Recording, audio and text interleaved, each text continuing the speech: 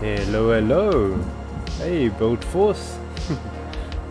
How's it going, guys? So we've got Space Tassie, Crystal, and Vortex. Cool. Just quickly, as usual, let's do an audio check. Can you guys hear me?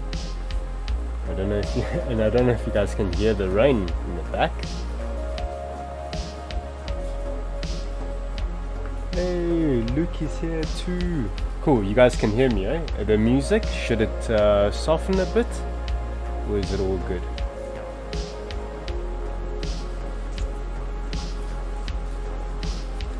Audio.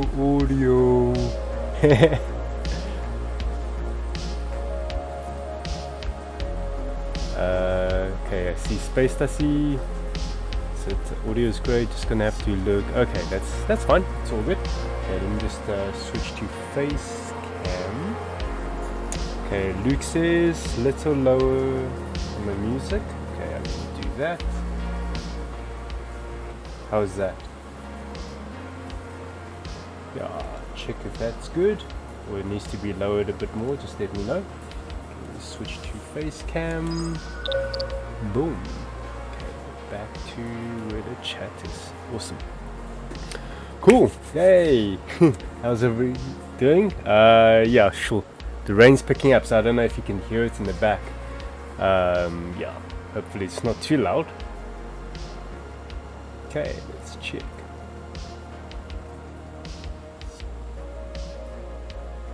See, nowhere Luke says, hiya papaya. Is that another saying? No, it's no longer happy birthdays. Cool. Yeah, sure. I'm really excited to continue with my stream to finish my Michaelis from last week. I was building this on, sure, can you even see it on the cam properly? Oh, sure, the lighting situation. Let me bring it here. So I was building this on Loud Lungs' stream last Monday. And yeah, this is like, so far my favorite design and favorite kit from Witch Mercury at the moment. So we're really excited to finish it off. We just have the arms to finish, because yeah, it doesn't have any other like armaments. Doesn't have a big backpack as well, so it's quite a simple kit. But yeah, simple is nice, you know, sometimes. I actually prefer the simpler kits. Sure, I'm fiddling with my light here. When a design gets like too overboard, then yeah, I personally prefer the more grounded, more simple designs. So this is perfect for me. Yeah. But yeah, how are you guys doing? Are you guys building anything? You know, we had the build meet the past Saturday. That was really exciting. You know, Paul did a workshop, our first like physical workshop at the build meet, where he went over the basics of hand painting, just for the guys like that, you know, may not be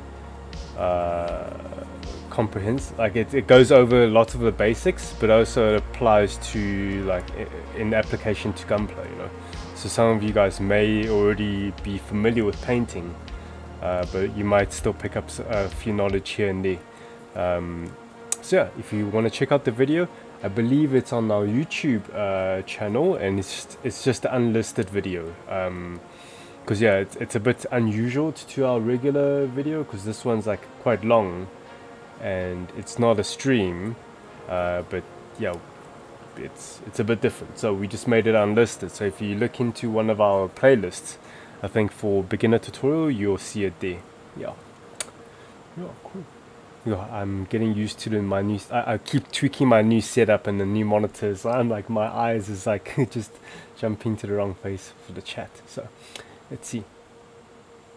Nowhere Luke says, going like a Boeing, working on my unicorn at the moment. Oh, okay, cool. Which unicorn kit is this? The HG, RG, master grade, or dare I say a perfect grade? If you have one. Okay, let's switch to top cam.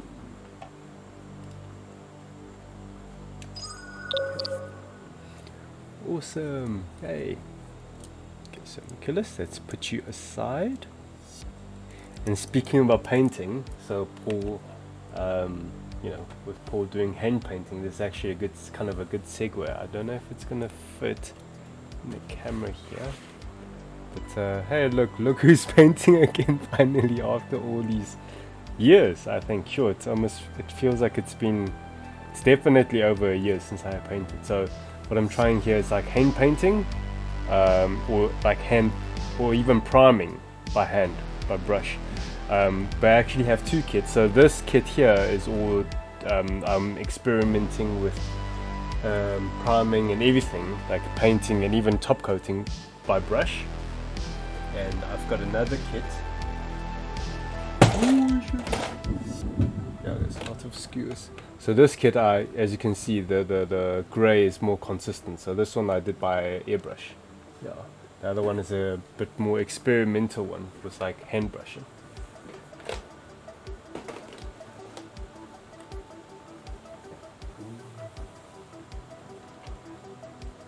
Okay, I'm coming back. So you might have noticed like, hey, you know, Jeff, it's not consistent. There's like brush strokes if it wants to focus. So yeah, I'm not too like fussed with that, as long as it's got like any like layer of primer, even if it's quite thin, it still gives, I think, what's the good term that Paul used, it gives the paint a teeth to grip onto. So whether it's like, you know, if it's not a consistent coverage, it's fine. The primer, whether it's thick or thin, it's there enough for the paint to grip on. So yeah.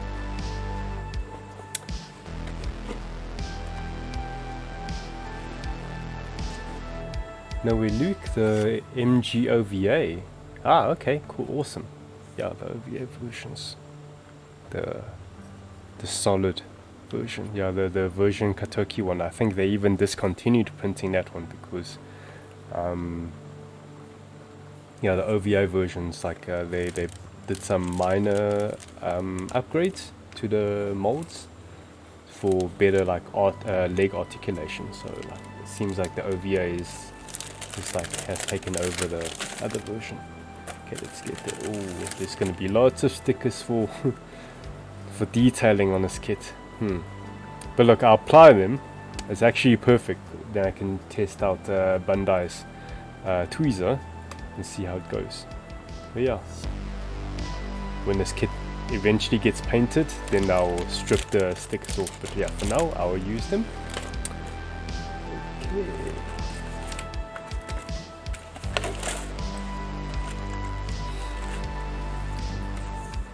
You planning on making more Calgo videos anytime soon? I would like to, but I think for now, let me just focus on getting back to painting. Because obviously, doing video production, it takes more time. So I think that's what's been holding me back from like painting. Is like last year, like I keep thinking in my head like, oh, there's so many kits I want to paint, or even just build. And I want to make like YouTube videos out of them, and that's been holding me back. So Paul keeps just telling me, saying, do we just keep it simple, you know, like just get back into painting, like yeah. And I think that's great advice from him. So yeah, let me just focus on getting some painting done. And then once I'm like back into the rhythm of things, and I can see, okay, how can I manage time to, you know, add video production into it as well. But yeah, I definitely want to get into the whole video production side of things. But yeah, let's get the basics right, you know, like we always say. Okay, so Michaelis, I'm going to put you on the side. Peeking, yeah, there you go.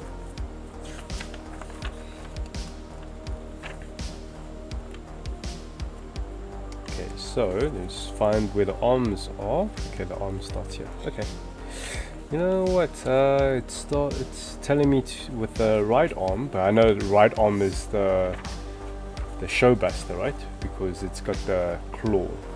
Actually, okay. So it stops. It doesn't go into the bracer. Yeah, it's part of a weapon. So it stops by the wrist. That's where the right arm stops. Okay, then let's follow it, and then it goes into the left arm, and then we'll jump to weapon. What is it? What is this thing called again? Something bracer. Beam bracer. Okay, cool. And then speaking about painting, I already have like a color scheme in mind for this kit already.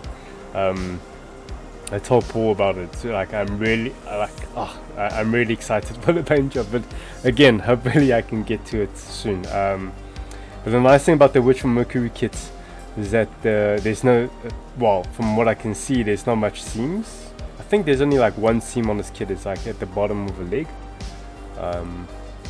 If I zoom in, like, so the legs, it's most of it's really well designed fitting. So the seam line, like certain parts, is designed to be panel lines, and the only seam that's visible seems to be like down here. That's the only seam, it seems. Yeah. Cool. Alright, so let's get into it.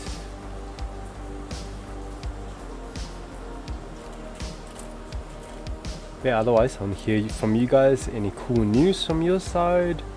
Any cool new builds? I saw Shogun. Hey, speaking about Shogun, he's here. No Sleep Shogun. Your, can't remember that kid's name. Altizen? Yeah, is that it? Yeah, the one with like a nail. That looks really cool. And you posted photos of it. Ooh, the rain is picking up. Hopefully you guys can still hear okay. Yeah, let me know.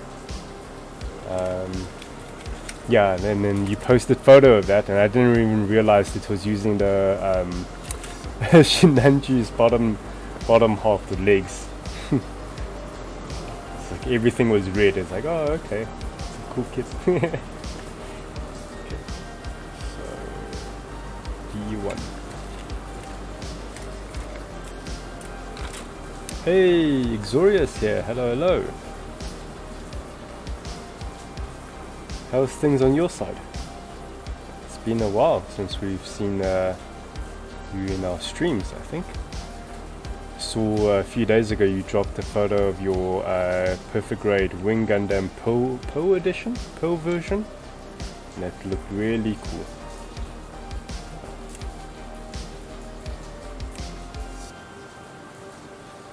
Sure, kind of brings back a bit of memories. Back when I was in Taiwan. Can't remember if this was before I moved to South Africa or after I moved back, and then I went back to Taiwan for a visit. Can't remember, but I was like really young. I remember I went back to my grandparents, like visiting my grandparents in a rural area, and then they had like a toy shop that I visited, and I saw, like, that was my first time seeing like any Perfect Grade Gundam, like the box of it. It was the Wing Gundam Custom. Or what's it? Wing Gundam Zero Custom? Never get that name right.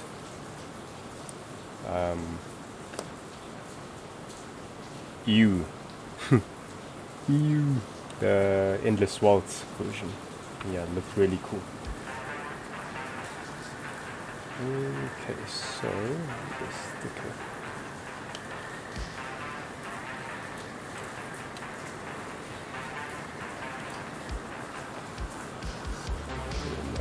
Two. So one of these. Let's check my lighting side here. Move my lighting. Yeah. Okay.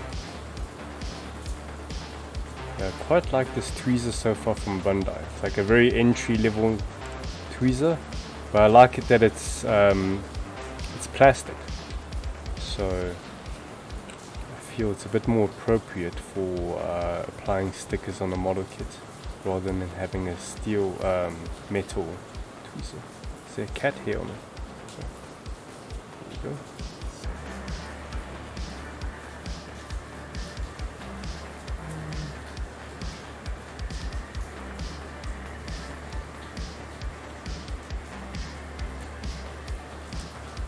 Yeah, I feel more peace of mind. Even the back of the tweezer is nice. You can like press it in to to make sure the sticker has good contact with the surface. Because previously I would have to use like cotton bud and press it in. And cotton bud is nice, but sometimes I noticed the hairs on the tweezer like kind of falls off and gets stuck. Let me just check before I assemble if I want to snip any of the pegs. Yeah, all three.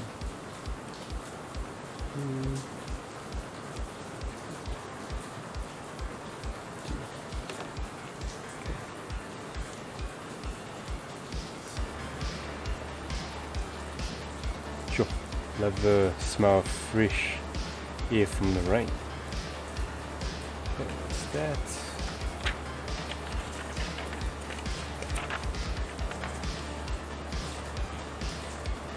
So we say it's been good, just busy, going to Singapore for AA week.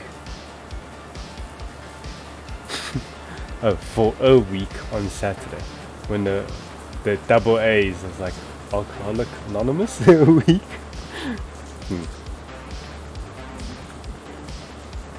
Hey T, how's it going? Said that's a serious looking tweezer. No, it's actually quite basic. Hey, it's just a plastic thing. Yeah, nice and simple. But yeah, it's just really cool that it's it's got this thing at the end that helps like lifting up. It's almost like a blade, but it's not sharp. It's plastic, so it can help you like lift up the stickers from the sheet, and then like use the tip of it, which is also again not sharp. It's like actually a bit rounded, that you can use to like press on the piece. So really nice and simple. Anyway, enough promoting products now, Jeff. Let's get on with the build, huh? Did I miss a piece? A clear piece? Yeah, I did. D2.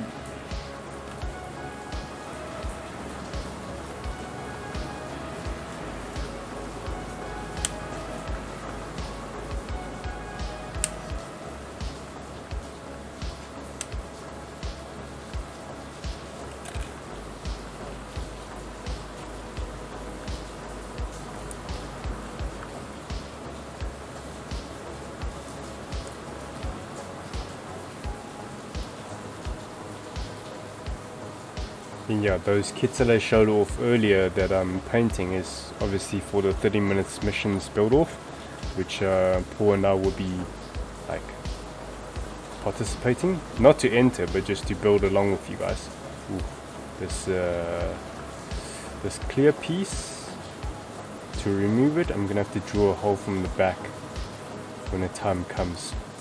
But yeah, for now let's assemble it. It's a one-way street.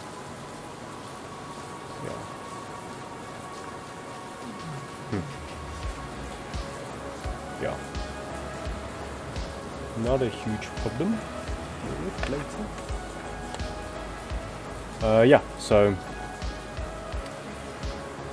speaking about that, how are you guys with your builds? Those of you that's entering, hope it's going well. I saw a message from Zero Wing today that it's not used to the deadline, huh?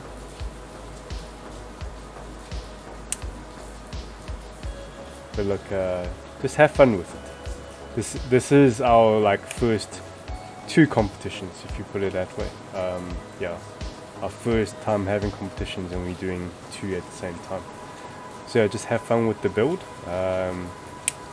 It's just serving as, not saying they are insignificant, but it's these 2 will be serving as warm-up for everybody. Not just for you as builders, but also for us to get the process done. And then yeah, get the first step right, and then next one we'll probably get more judges in, not just between Paul and I, like have a third party to, outside influence. then probably later in the year we'll have like a championship. So yeah, it's just small ones to start off with as warm up.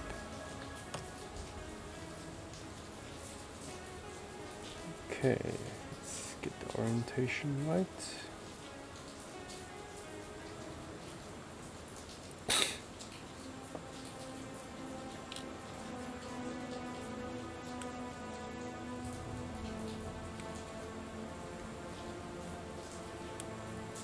Okay, I hope I didn't snip too much, let's see.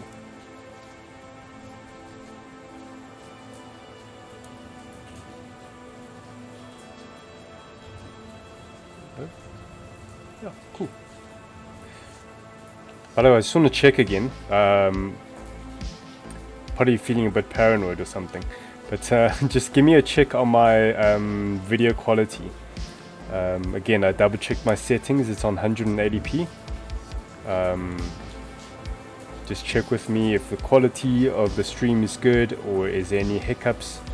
Because I am on a LAN cable now, so the connection, my speed should be quite strong. But let me know if there's any technical issues, just so I can adjust in the future.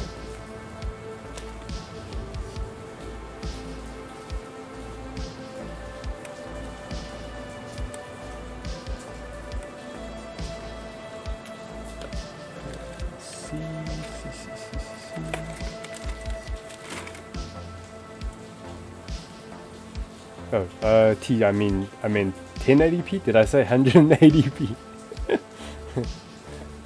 Yeah, 1080p.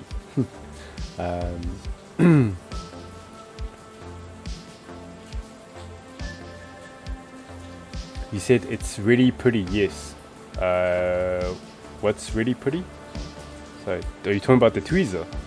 Tweezer is just the black thing. I don't think it looks that pretty. Gets the job done. What else do you say? What does the finger on a nipper do? Oh, do you mean like keeping my finger at the top of the nipper? You talking about that? Okay, I will tell you. If you're talking about that, I will demonstrate to you right now. So basically, I do this when it comes to the second snip.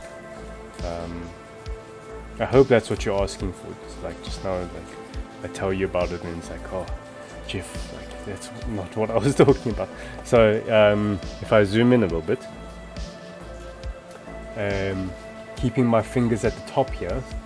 Basically, if I don't, there's a chance of the gate, the excess gate, just spring out and fall on the floor, into someone's eye, and make somebody go blind or something.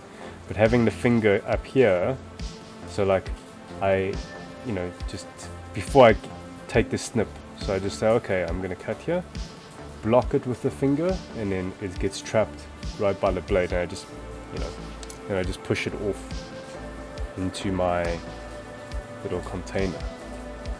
So again, I zoom in a little bit. Hope you guys are not getting dizzy with me zooming in and out. Yeah. So again, just check where you're gonna make the cut. Before you cut, finger over, make the cut, and then just push it up. Yeah. One last time, cut, and then push it up. Yeah, and that's it. Just keeps your workspace neater. Yeah, and you have nothing on the floor.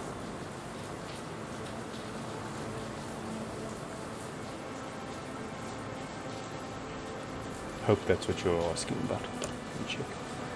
Let's see. Yes, that trick. Oh, that's so smart. Do you clean the nipple after? Well, I just push it up. Because my finger's already there. You cut the gate, and then the gate is right by your fingertip, and you just push it out. Yeah. And yeah, speaking about cleaning, I've never done any maintenance to my nipple. I've probably had this Tamiya nipper for probably over 5, 6, maybe even 7 years. No oiling, no nothing. I just keep it inside the bag so there's no humidity build up, so it doesn't build up rust. I mean, yeah, nothing. Don't need to maintain it. And I just watch how much pressure I use. I just like apply enough pressure to make the cut, so I don't press too hard. Yeah, just use it more mindful. Like the entry nipper is like my brute force. I don't need to think about how I use it. And then my more higher end nipper, I just go a bit softer on it.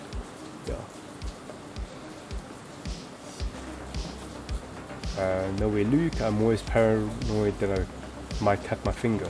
Well, if I zoom in again, you shouldn't like. Okay, the sticker is like having a glare there. If you like, the sharp side of the nipper is at the bottom.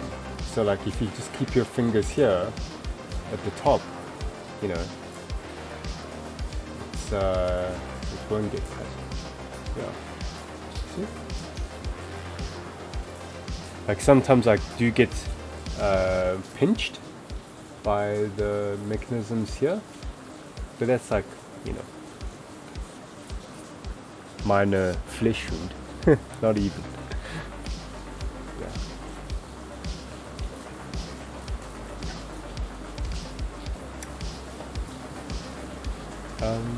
Teeth, like for human oils.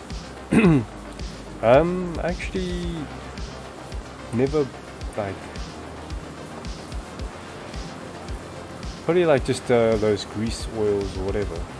But yeah, I think it's only if you're like in a really humid location, then you can oil your nipper. But again, like I said, I've never had to be in that situation to do any of that for my nippers. So I actually probably won't be the best person to speak to. But yeah, if you just search on Google, you will see like lots of people online, or even on Reddit, you come across people telling you to advise you to apply a bit of oil to your nipper.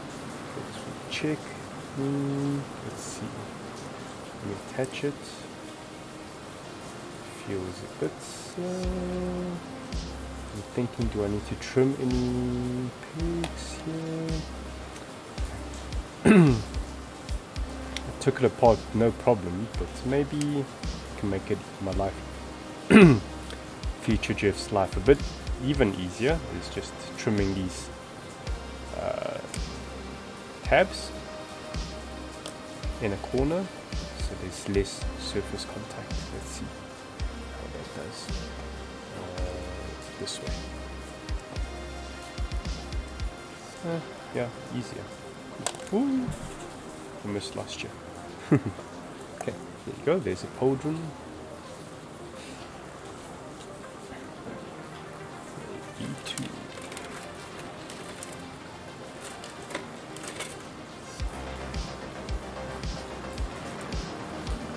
B19.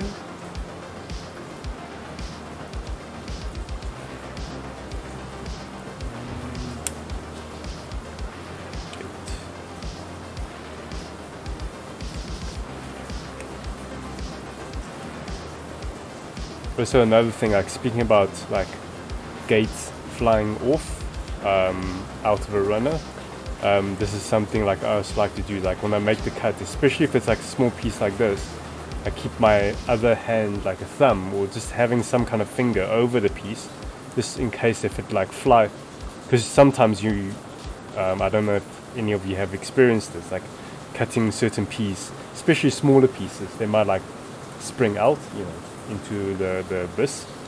So just having another finger in its area, or even holding it, once you cut it, it won't like, you know, yeah, won't fly off. Actually, you know what, let me cut more pieces off at a time. Let's speed this thing up. Don't think today's stream will be like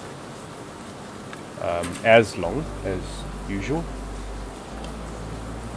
I always like estimate, well, both Paul and I like to give a time frame about like an hour and a half for a stream, but at least for me it always ends up going over like, you know, into 2 hours or 2.5. So yeah, I think this time should be quite easy. straightforward. I say that now, and just now the next thing it's gonna be like, oh, it's stream until like 12 o'clock where everybody just like passes out. A2. Sure, this rain's not dying down. I hope I can still paint later. Should be fine.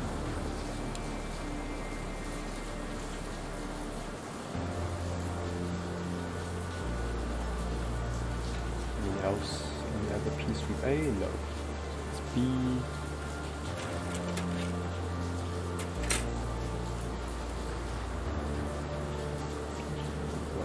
7, yeah.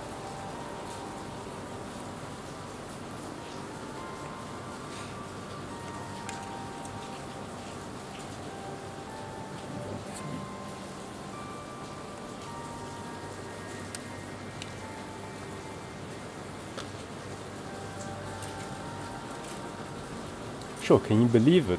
Like next month is the season 2. Which on Mercury is going to resume next month. Yo, blink of an eye, eh? Yo, going to April already. Blink of an eye.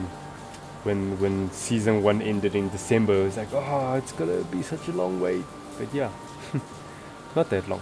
I think in the past, Gundam shows will take like a break and only resume, like the shows only like air in October and resume in October. I think that's what happened with Gundam 00. So like it took a whole year before. Was it a whole year? Can't remember. Whatever.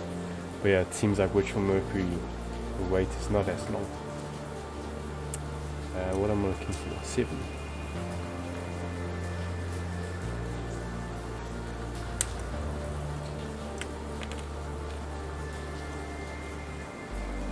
Season 1 has built up a lot of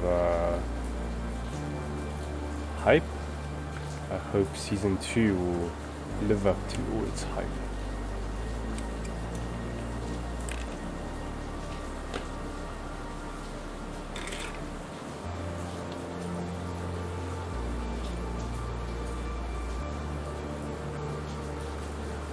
Lots of speculations. Lots of theories. Hope there will be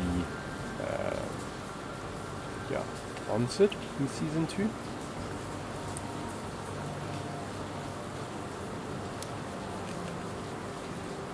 And yeah, before season 2 starts, I actually want to rewatch the series, but with English dub.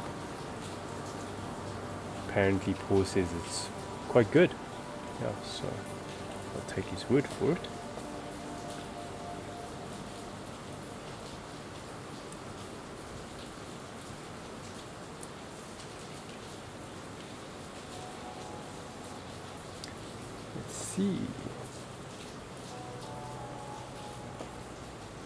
Hey Velshon, how's it going? Hello Build Force, yeah, Build Force assemble, yay. How's things on your end? Have you been admiring your RG Sazabi? Are you planning to build it at a build meet? Okay, let's make sure, yeah, okay, that's fine. Before I make the cut, it's like, am I cutting the right stuff? Yeah. Just double check.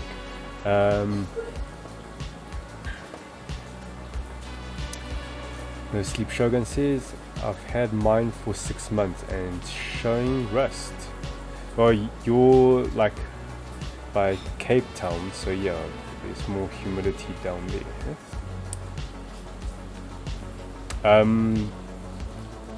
In what kind of container do you, like, how do you store it?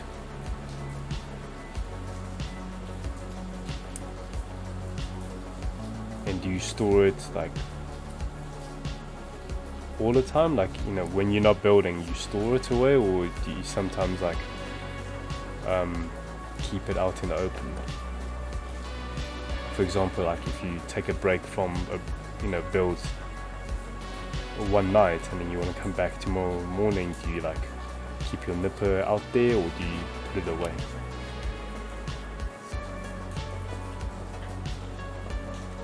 Okay, I've since been keeping it in the toolbox. Okay. If you said I've since been keeping it in the toolbox, I take it you weren't keeping it in the toolbox before then? Yeah. But if it's a little bit of rust, did you maybe have said it in the chat already? Okay, no, you haven't. Do you like you can take a scouring? You know, like dishwashers. That dishwashing sponge. There's that scouring side. Is that the proper way to pronounce it? Do you just buff it out, the rust? Yeah. Before it develops further.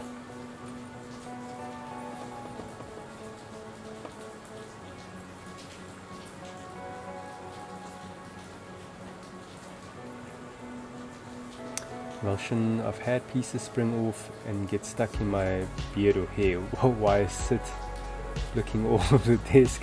Oh, you've got a safety net, huh? Your beard and your hair.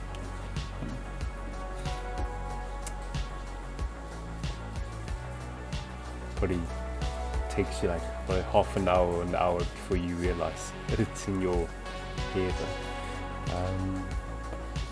The Sleep Shogun. Yeah, I just finished IBO season 1. Time to catch up on Witch. Okay, so you want to like take a bit of IBO break before you go back to season 2. Huh? Cool.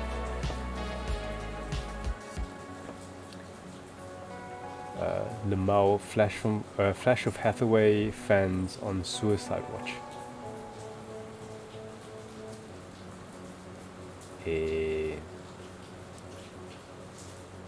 I've watched. Are you talking about a Flash of Hathaway? Yeah, I've watched the movie, so I'm like not getting your comment there. Is it? Yeah. Suicide Watch because of what? Is it that depressing? The Hathaway's Flash?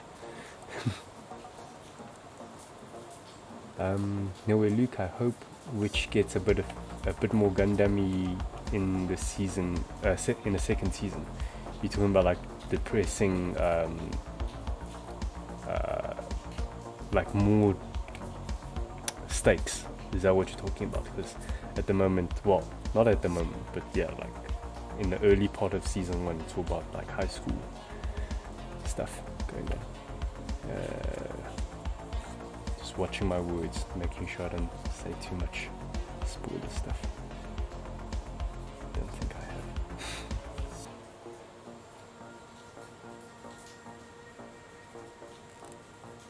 Ooh, this part feels a bit tight. Yeah, it should be okay. Yeah, it's okay to disassemble. It's easy. Welshon, yeah, I opened the box to admire all the gorgeous red plastic. I might make it make it a build meet kit. We'll see how long the day scythe takes me. Yeah. Cool. At least you've got options, eh? Nice.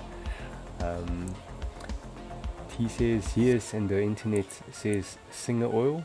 Sewing machine oil is good. Yeah, I think that's a good choice, you know, because it's designed for machines. So yeah, use that. Just don't use like your sesame oil or olive oil. Yeah.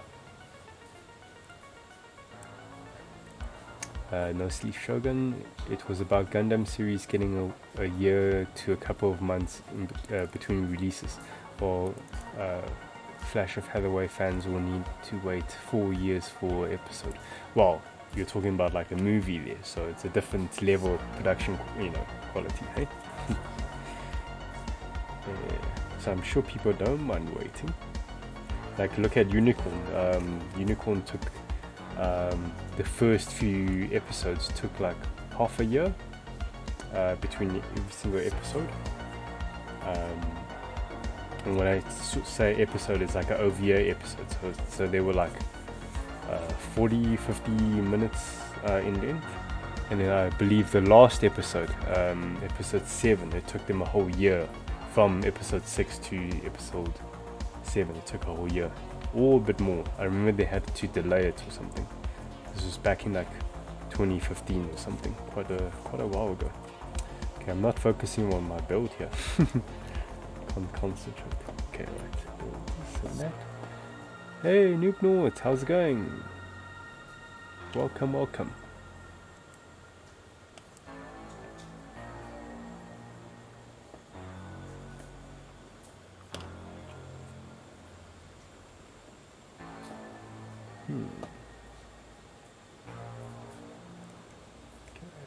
Get it? Yeah, there you go.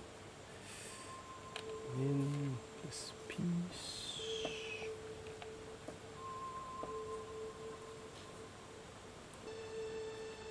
Okay, it's this way. Let's see. I think let me give this a snip. There we go. It should still be easy to take apart. Yeah, great, perfect.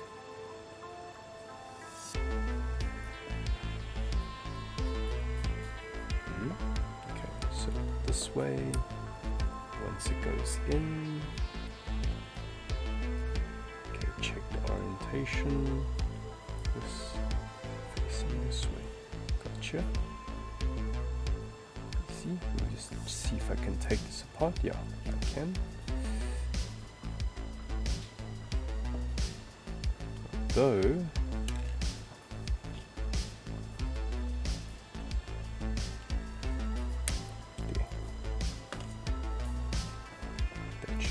much easier to take apart. Yeah, great.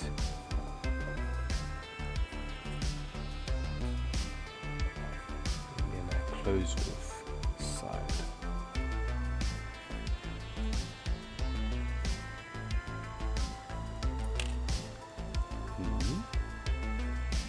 This way.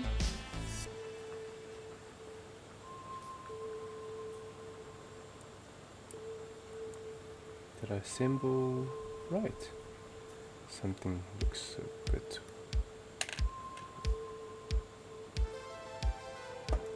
here.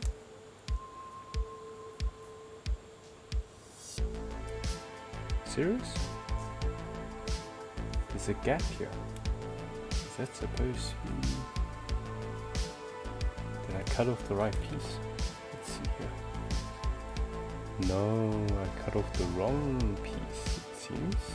What did I cut? 9. Oh, I cut off 6. Ah. Rookie mistake. Rookie mistake.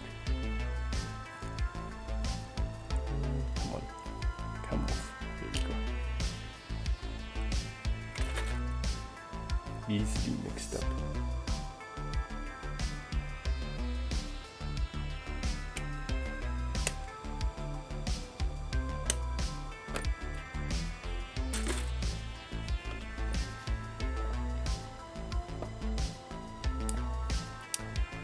Noob Nort, how's the build? Yeah, this build is really fun. Very simple kit, but it doesn't need to be more than that, I feel. Personally, I prefer the simpler designs over really like out there designs.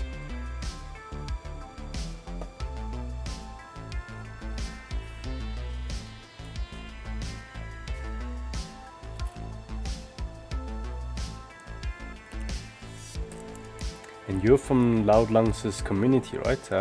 International based, if I recall correctly, like US, I think. And you like build a lot of kits, right? What are you currently building? Okay, let's attach this. Zoom in a little bit. Let's get a good look. Oof, I love the pauldron the Michaelis. Yeah, such an awesome looking kit. Okay, back out.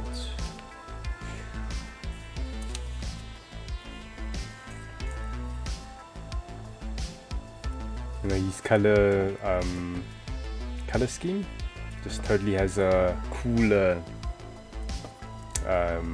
Just reminds me of Cooler, Freeze's brother. Yeah.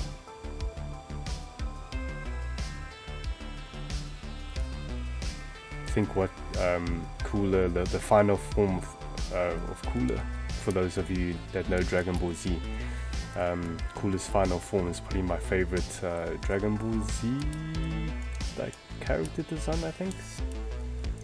Yeah.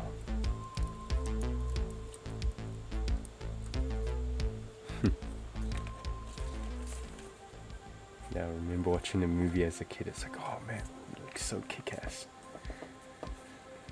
Okay, let's do the left arm.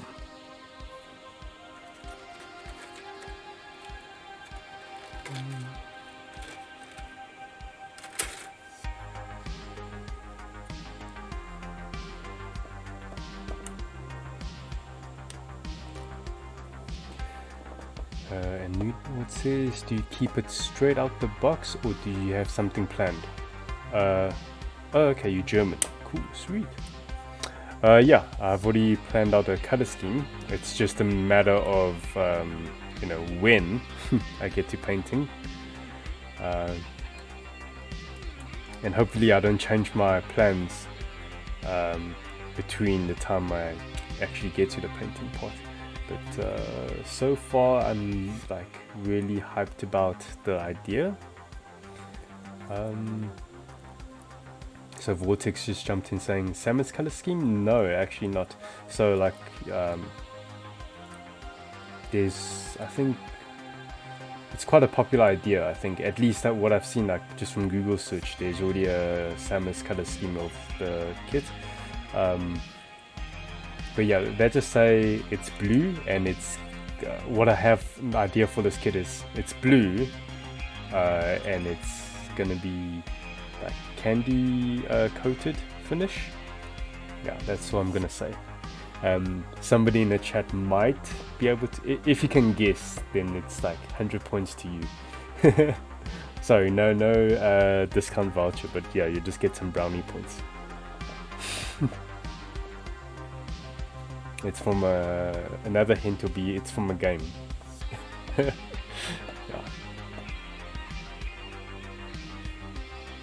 Let's see if anybody gets it. Okay, I'm just concentrate a bit here, make sure I'm cutting the right piece. So B10 and 9. No, B10 and 8.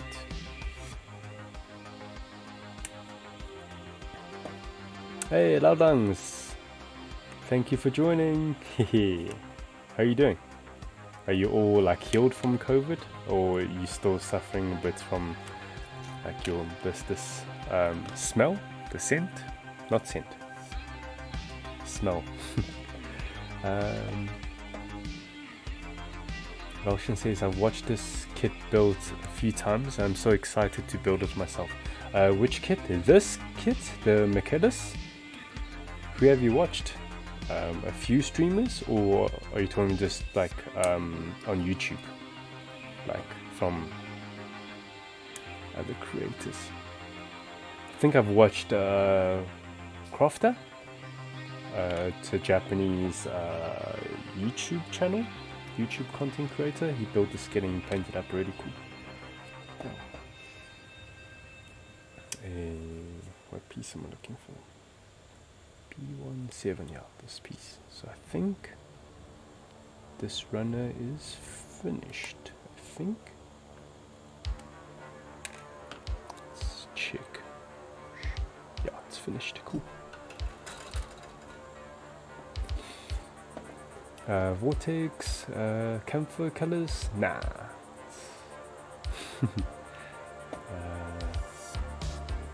New North, I just finished the 30-minute missions Spinatio Ninja type. And my next one is Astroth Origin HG. Sorry for the late answer. No, it's all good. Oh, that's cool, man. Yeah, the Spinatio Ninja type is really cool. I also wanna, well, I wanna build one of the Spinatio's type, and then for me the army type and the knight type looks really cool. I'm kind of a sucker for the knight one.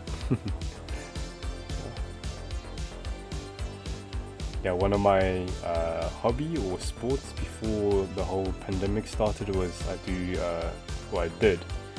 Just don't have the time to get back into it now, but yeah, it's such a shame. I really enjoy it. Is full armored, what's it? Full contact medieval armored fighting.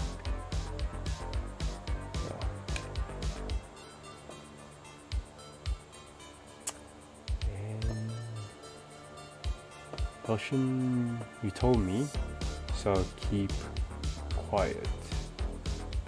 I told you what?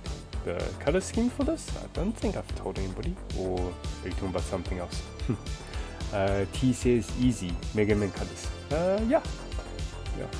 You got it. But to be more exact, it will be based on X color scheme.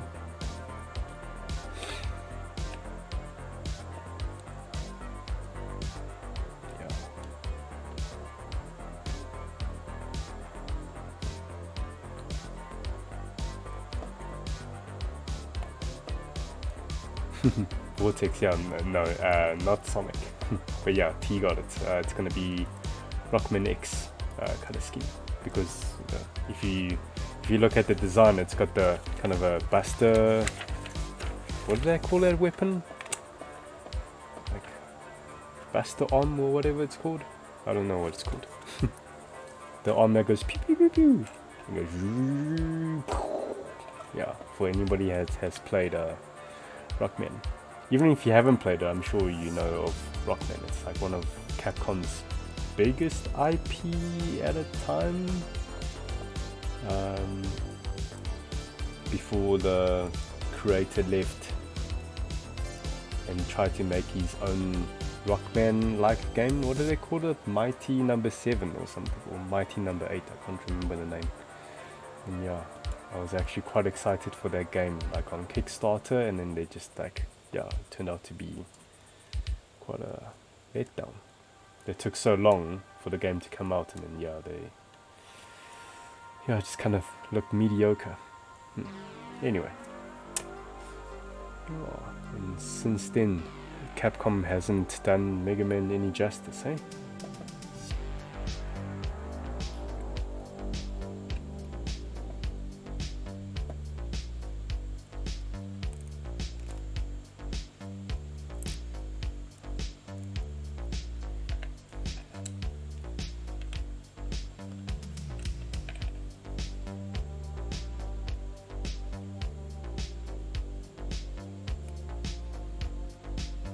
Have you guys played the Rockman series? Like, which series have you played? And which was your favorite? Like, I really dig the X series. The one that really got me into it was like X4 on Rockman X4 or Mega Man X4. And those of you in the West, they called it Mega Man, and then in Asian territories they call it Rockman. Yeah, so X4 on PlayStation 1, I was like, oh man, it was so cool. Because the ones before, Rockman X 1, 2, 3 came out on a Super Nintendo, and they were like cool, but I never hooked me in to finish like any of the games like entirety from beginning to finish. But X4 was my first one that I played from beginning to finish, and then X5, and then X6. I think X6 started to feel. X5 was really, really awesome, and then X6 kind of felt like, okay, yeah, it was alright. It was good, but it was alright. And then X7 was their first one, I think, on PS2 where they used like 3D, I think, and then that felt weird. The pace, like the speed of it, of Rockman X, just lost a bit. And then they had like a new character, Axel, and that just felt a bit weird. Then X8, I think they were trying to bring it back to its roots or something, with a more traditional pacing of 2D, but it still had 3D, and I tried a little bit, I still couldn't get into it. Yeah, and then also the Rockman Zero series was also really cool, but just like I think 1, 2, 3 was really cool, and then 4 felt a bit weird, and I never got into the DS ones. What is it called? Rockman ZX, I think. Never got into those. Yeah.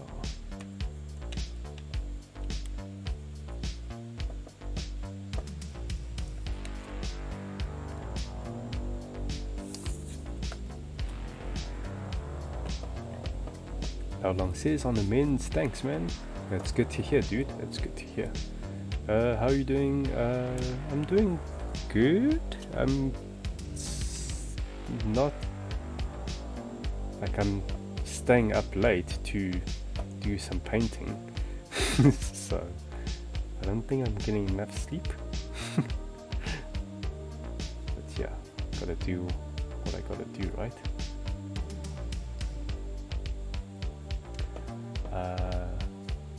John Guy, hey, you're here. Welcome, welcome. Enrico's here too. Wow. Sure, you're not. You're here early this time, eh? You're not like catching at the tail end of the stream. What's up, Build Force? Nice to be back. Hope everybody's doing good. And T says brownie points for me. Yeah, that's right. Noobnord says Mega Man 11's great. Sure, I haven't played much of the actually I grew up with, like, I first played the Mega Man games. I think my first was number 3 actually. That was really cool.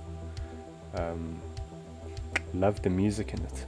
And then I played like 4 and a bit of like, yeah, I think they all gets weaker and weaker. And then like from 4, 5, 6, and then 7 was pretty cool on the PS1. The graphics was really awesome. Like, I feel it's like a timeless graphics. And then I can't remember 8. Yeah, see, that's when I like the memory starts to fade. I don't know if 8 was like also 3D.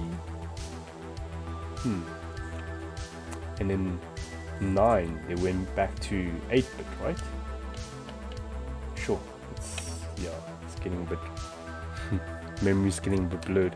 But I haven't played all of, like, I don't think I played 9 actually. I don't think I played it. 10 as well, 11, yeah.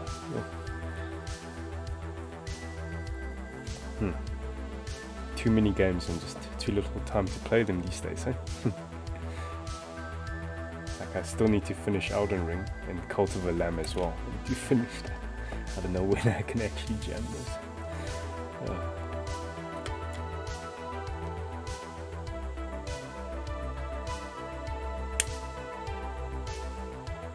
Like when we were young, we had all the time in the world to play all the games, but we couldn't afford the games that we wanted to play. And then when you're an adult, you have got the money, but not the time, huh?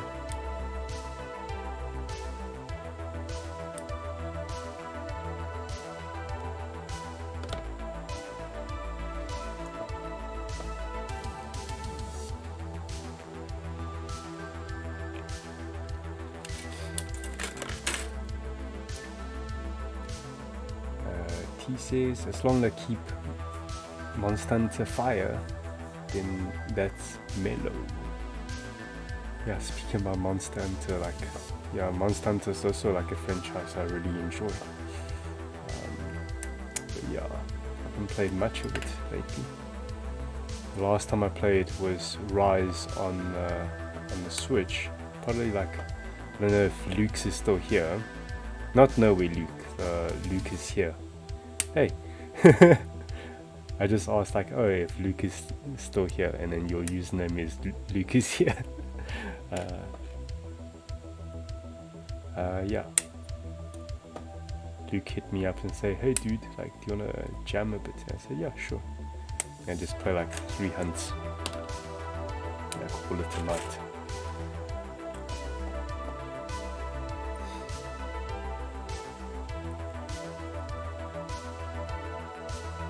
Yeah, when Sunbreak was coming out, I was like, ah, oh, it looks so cool, but I don't think I can justify like making time for it.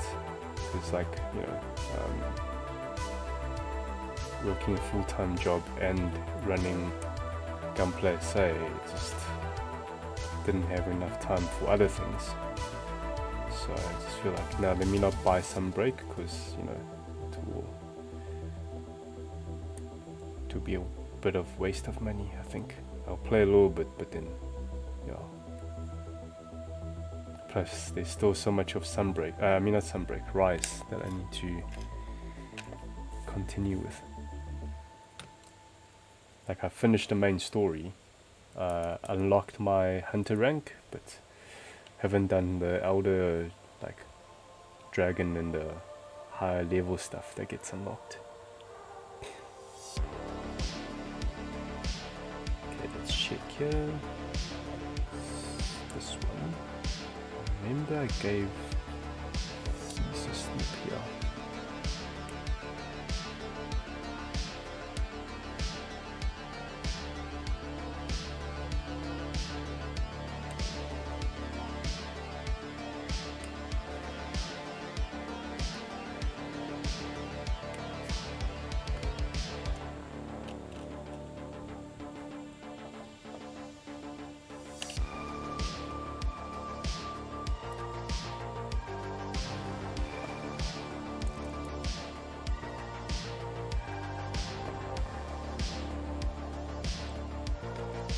Makes me want to go back to this arm and just double check I've actually done the same treatment on both the front and back. Yeah, I did.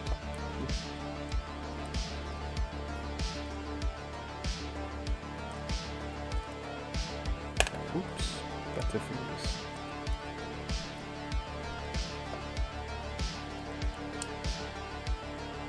Oh.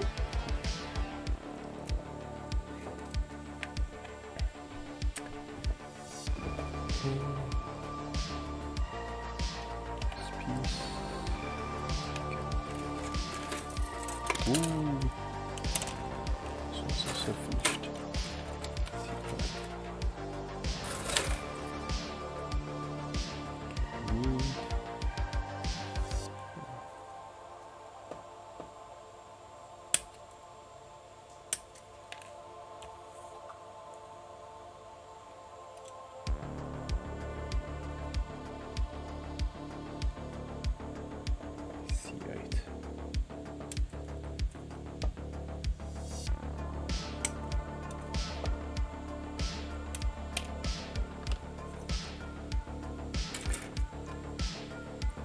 Most of Monster Hunter is in the end game. Yeah, totally, hey?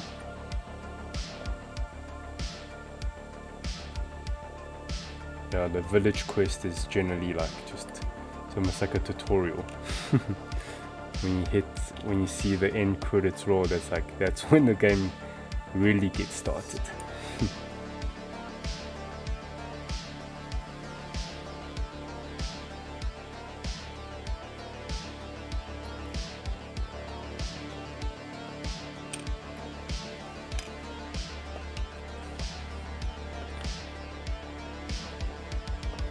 Yeah, my first proper Monster Hunter was Monster Hunter 4 Ultimate on the 3DS.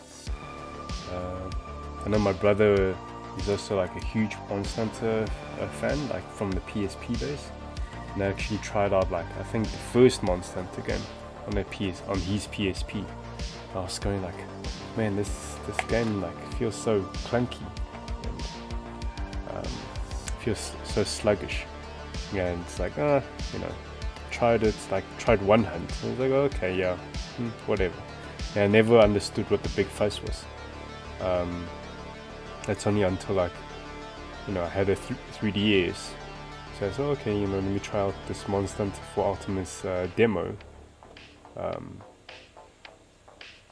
And yeah, then that's when I like got hooked. And I also played the demo. I think they had like online support, or even local player support. So a few of my friends, like, you know, they were into the Monster Hunter, and I jammed through with them, and I really understood. So okay, then it clicked. And yeah, so played that. The one after that was Monster Hunter Generations. In Generations Ultimate on the Switch. And then I actually tried a bit of Monster Hunter World, but I don't know why, it felt too different for me. Like the visuals and the graphics was too realistic, and just the map just felt a bit too big. And my eyes it's just too visually busy for my eyes to keep up. And then the nice thing about Monster Hunter Rise, they toned it down a little bit. Yeah. It's like they went for a less realistic feel, and that's a bit easier for my eyes. So the Switch is like not as high spec machine compared to, like, you know, PS4.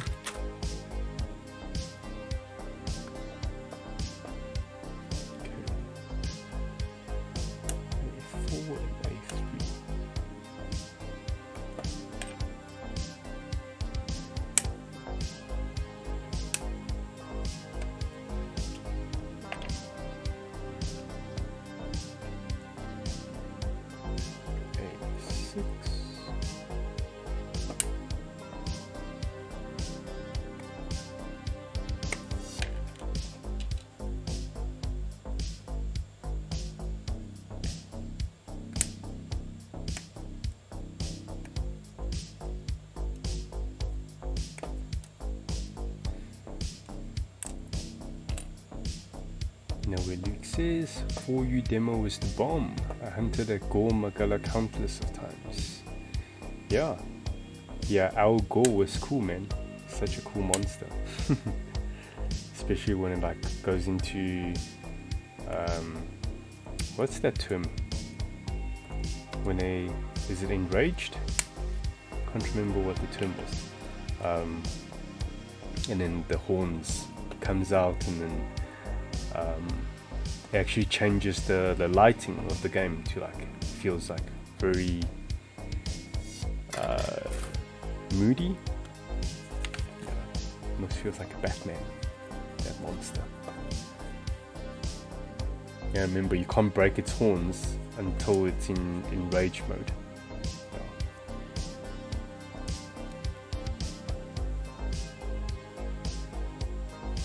Yeah, I also don't like World. I miss too much of the traditional Monster Hunter aspects.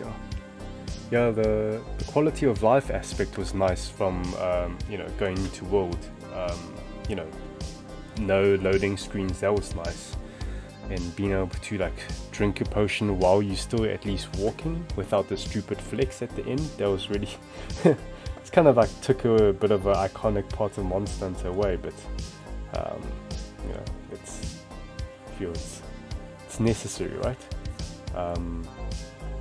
So yeah, like quality of life updates, that was really cool.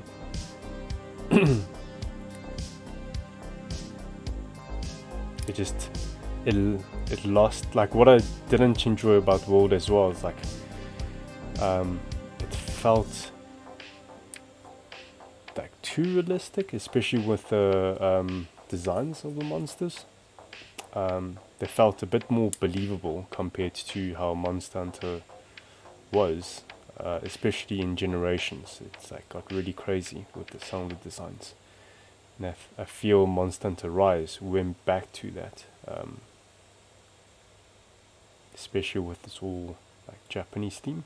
So that was really cool, like Japanese what's it, yokai theme.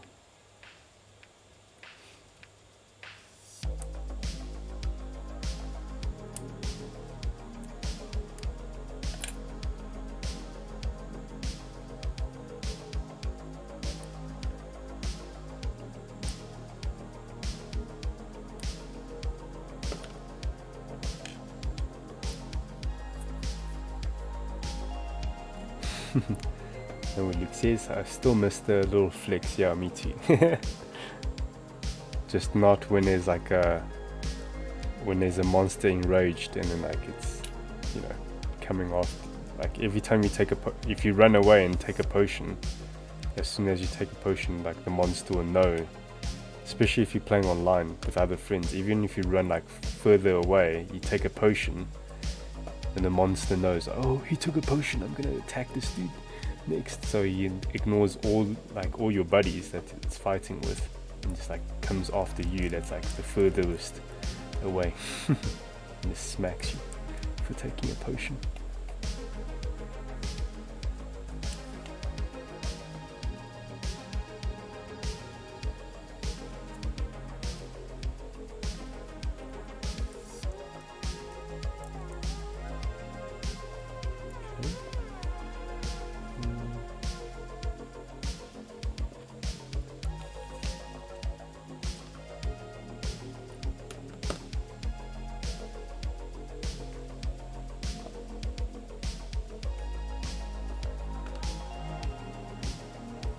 This piece, right?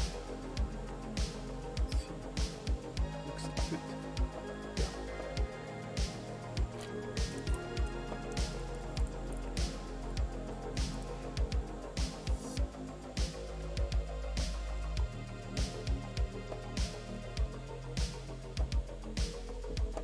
So this side. Let's see. Yeah. There we go. Close it up from the back.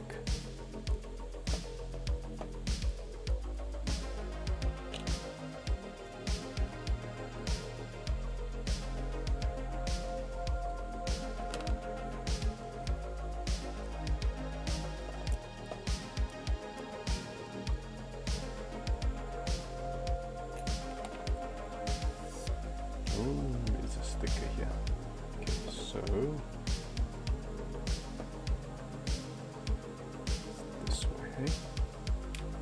let's see, before I attach it, let's snip some pegs.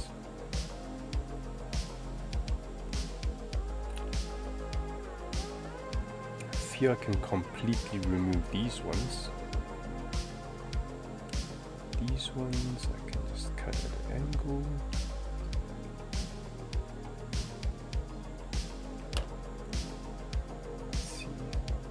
Remove a bit more. Let's go for it. Okay, let's see how this does. Will be able to come out? Okay, I don't want to commit to the push just yet. How would I get this out?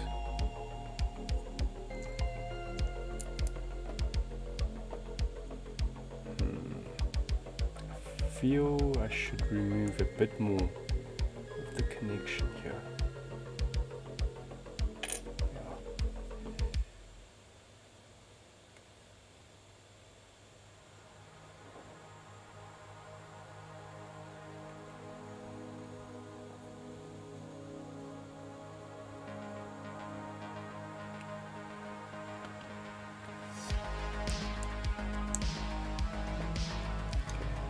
This goes. Okay, and so it's in. Let me see if I can still remove it fairly easily. And let me use, what tool can I use? Let me use that. So it should just be a connection in the other part. Okay, cool, great, awesome.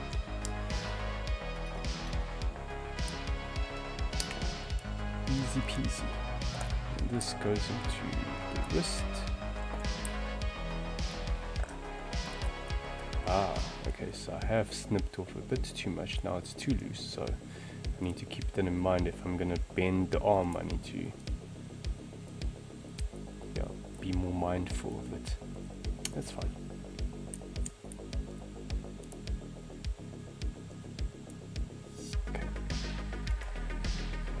Back of a wrist, did I cut it off or did I? No, it's still here. This is the last piece on this runner, I think.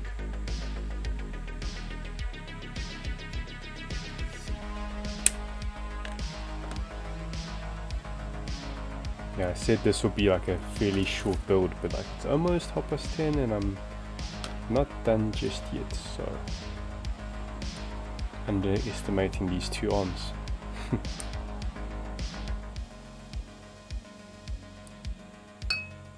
Okay.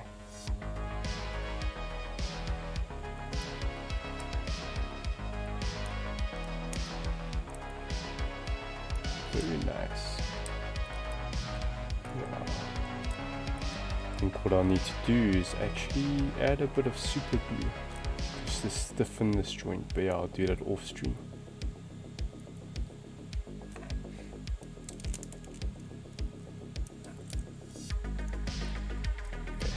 Okay. So cool. Actually, I want to just do this now. There's beam connections on this arm.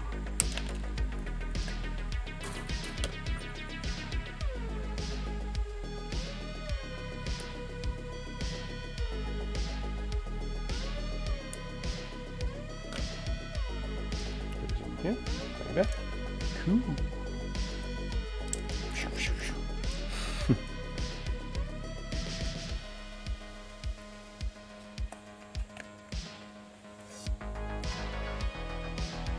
Oh yeah, I forgot about that sticker.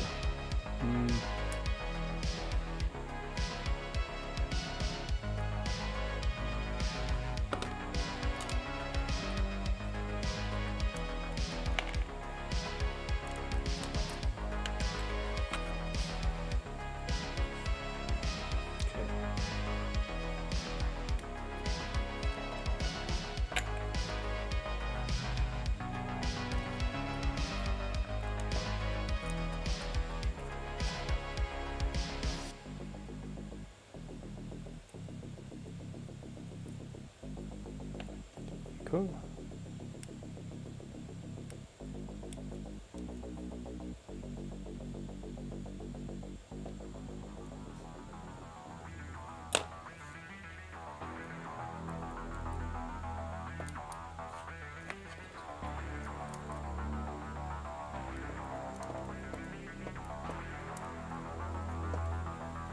Newton North says, love how all Monster Hunter Gen have a vibrant, have a different vibe, I think.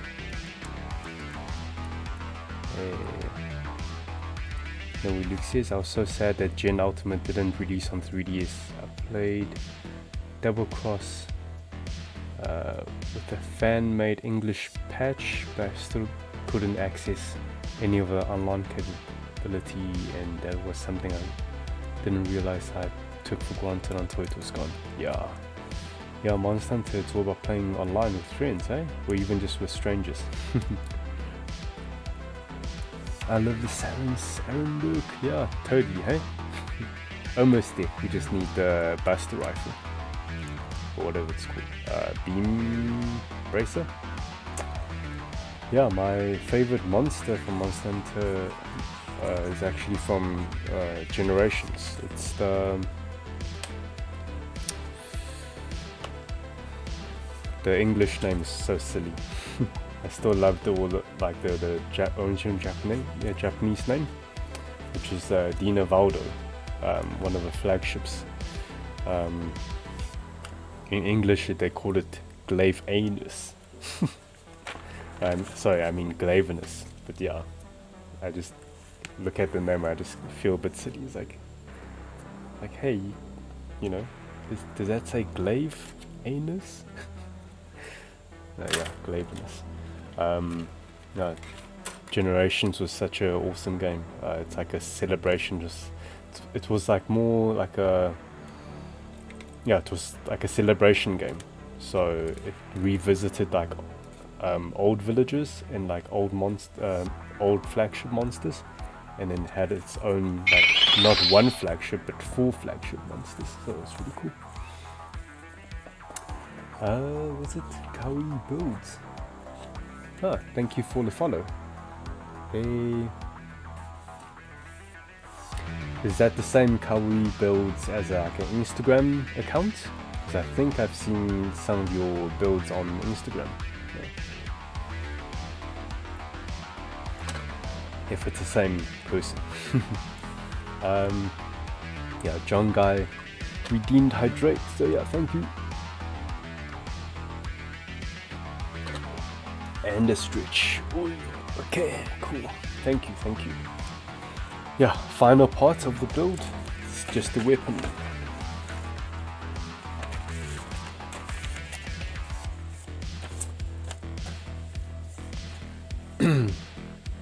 Newton says, love the hunter styles in Monster Hunter G.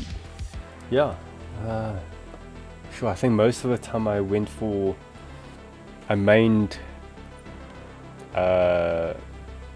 switch axe aerial style. It was a very like lazy play style for me. Like it's I didn't really have to think. I just rinse and repeat. I go into like sword mode. I just hop on a monster, do a lot of damage, and then just recharge or something. I think that was my playstyle. Yeah. Same one. Oh, okay, cool. Welcome. You're based in Malaysia, is it? I think. I can't remember. But yeah, thank you for joining. And what have you been building lately?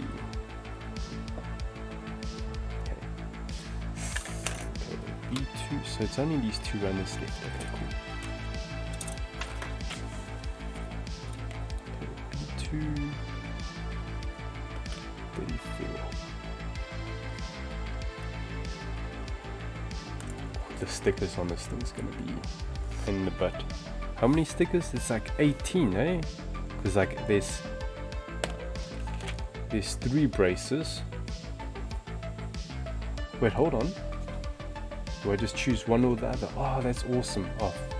Oh, I thought it was 18 stickers I have to apply, but no. Okay, so they're given options. So it's either like the no light mode, or you can choose like light up mode. Oh, thank God for that.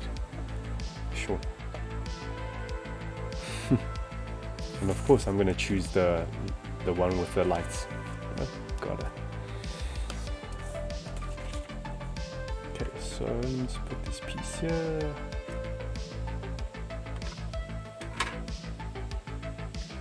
B2 35. What's this piece?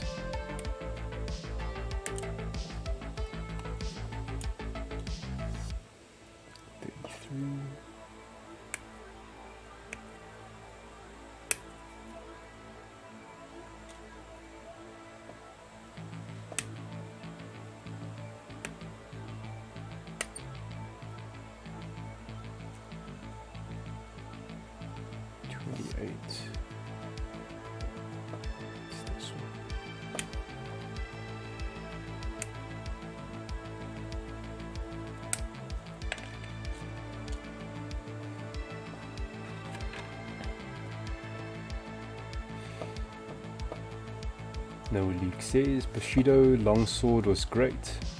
Bushido, that's the one that like does the sheath, is it? I can't remember. Adapt style in English. Yeah, that's the one that's like based on counters. Like you time it correctly, you sheath and you counter, I think.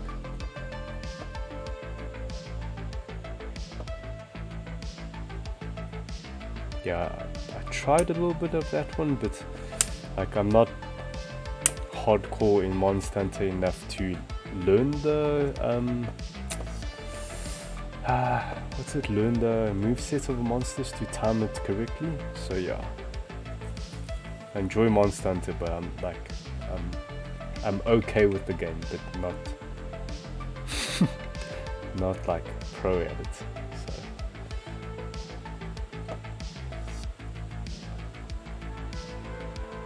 Okay, what I'm looking for, B237.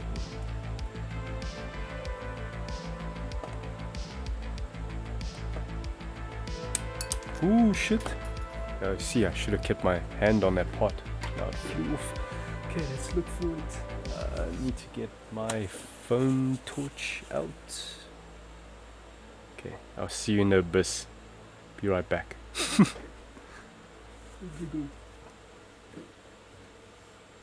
Gotcha. Okay.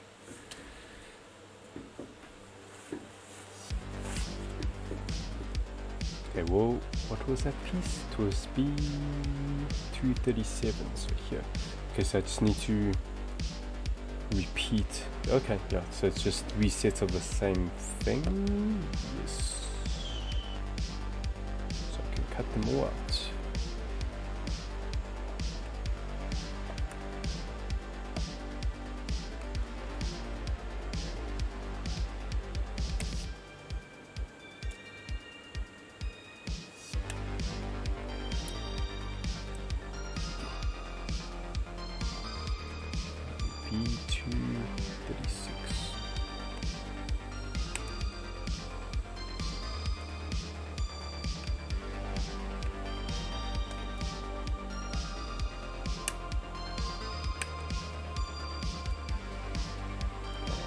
Last two pieces to connect the beam bracer to the forearm, so I might as well just cut it off now.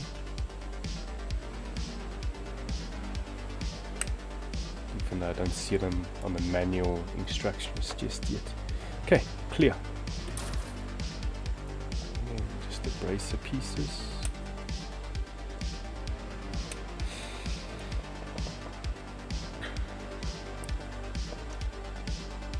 Kaori says, I'm in between countries, Cambodia and America. I've been working on a bunch of mono eyes for Mono Eye March. Oh, that's cool.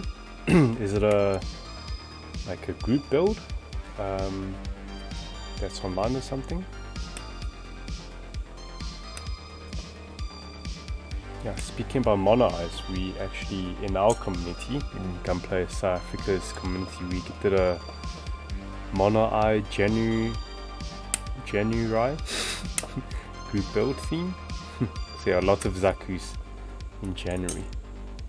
And then this month we're doing mass produced March. So it's all the grunt suits. Okay, all the pieces is off. So yeah, the guys that's in our Discord community, yeah, if you guys have any grunt suits that you built before or currently building, do share them in the new post on our Discord channel. Let's see all your love for the grunt suits, hey?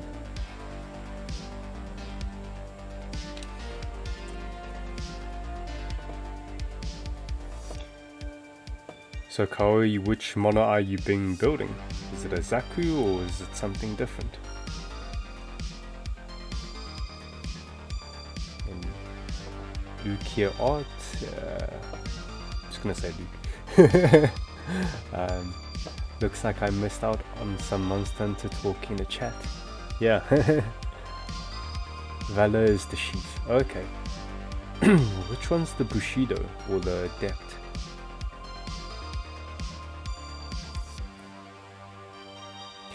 That's the one that has a quick sheath, wasn't it?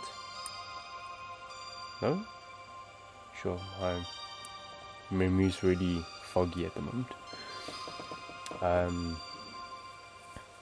Oh, Adapt was a dodge. Oh, it is when you sheath, at the right moment of their attack, you do like a spin, like a dodge. And you do a follow-up, right? Right? I think? And then it builds up like a blue gauge for like a... Is it that one?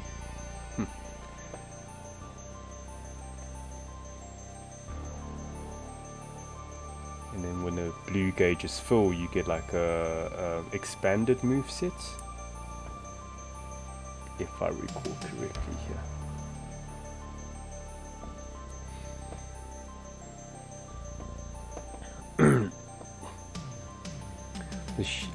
Luke says the sheath you can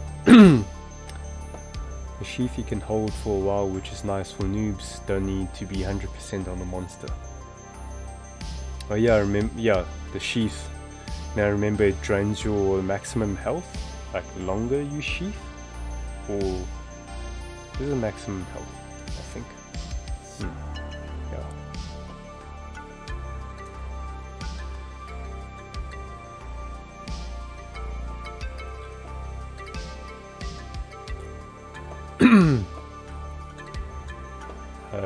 Nuke North says aerial greatsword was the best.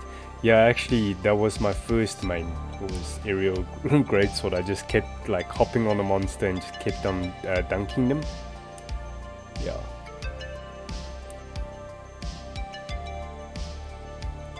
Yeah, it felt really satisfying, especially if it's your last like when you kill the monster from your last move, from like dunking on them, you know, doing the hop and then doing the charge move. It's really satisfying, especially when you're hunting online with your friends.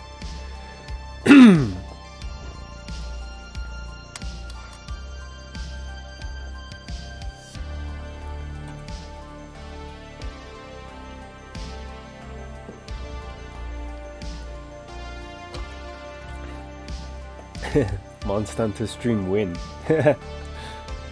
How? I don't have a capture card on my Switch though, so you know. And yeah, I'm definitely not gonna spend the money to buy a PC version though.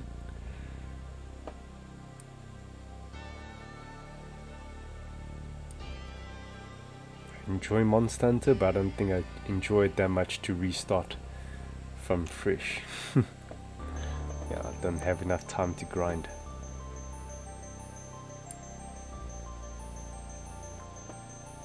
Yeah, Luke says, I literally love all the Monster Hunter games. All the ones I've played. So World, Rise and Generations Ultimate.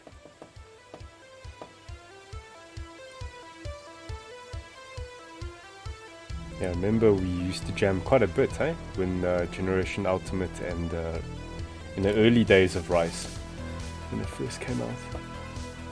Before Gunpla South Africa took most of my time away.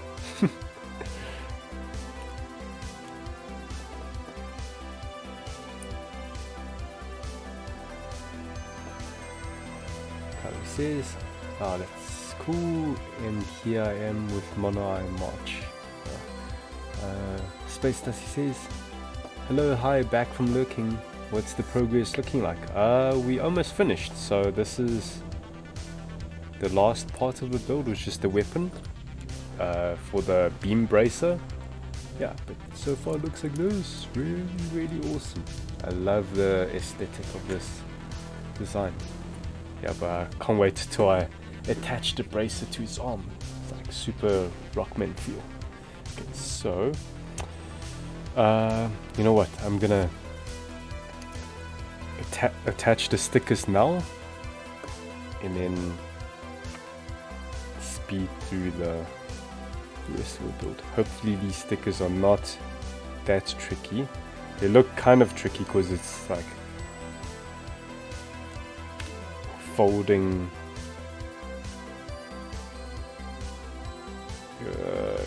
Yeah, it's gonna be kind of tricky. I think once I get one down, it should be pretty easy, right? Wait. Okay, they're all the same, so it doesn't matter.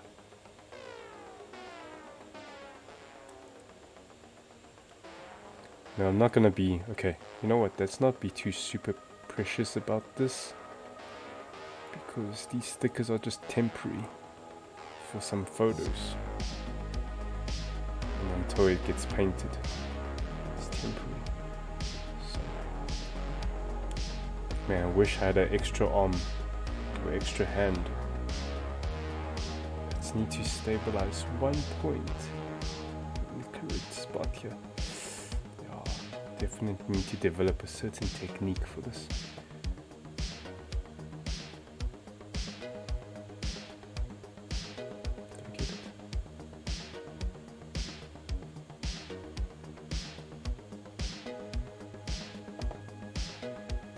Okay.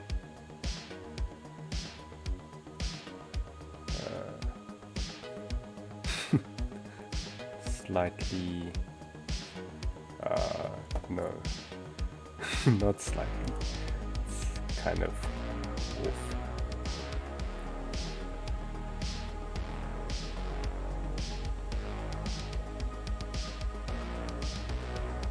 Better.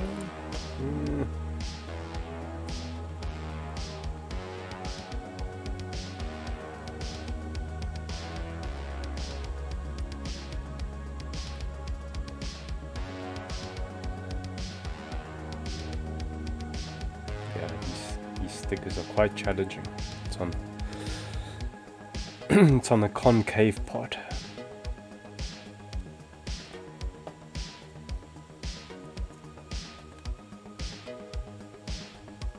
Let me change up my strategy here, see if it will be a bit easier.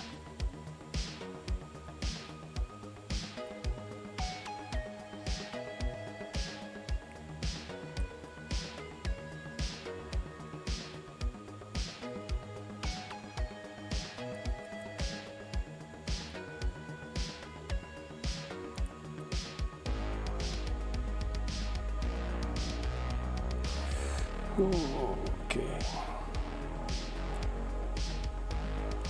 Okay, better.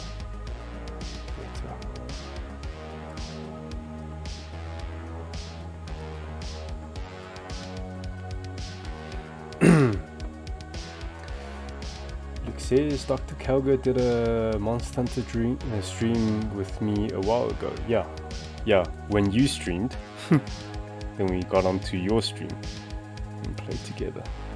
So yeah, speaking of which, when's your next stream, Luke?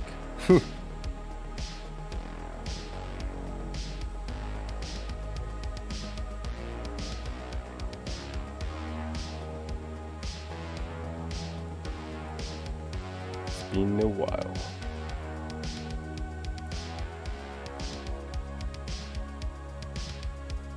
Okay, it's not perfect, but it will do. Yeah. Look, these stickers are applied on the inside, so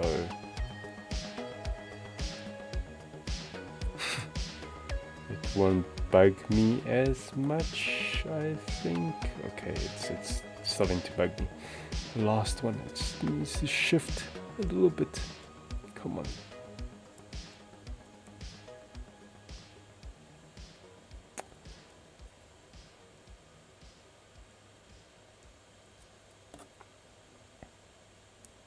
I'm glad I'm using these like softer plastic tweezers that I can like manhandle the stickers a little bit, like, you know, scratch on it to like lift it up to reposition it. And I wouldn't be doing that if I was using like a steel tweezer, so I'll be like, you know, ripping the print on the sticker a bit. Okay, that's a horrible placement. But look, again, it's on the inside, so we won't see it. Well, we won't see as much of it. Okay.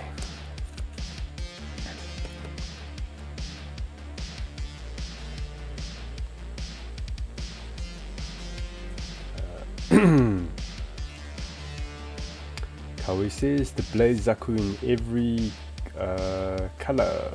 Blaze Zaku. Those are the Zakus from Seed, right? It's not in Seed Destiny. They are Zaku warriors, I think. And then I'm just trying to remember what's the Blaze Zakus.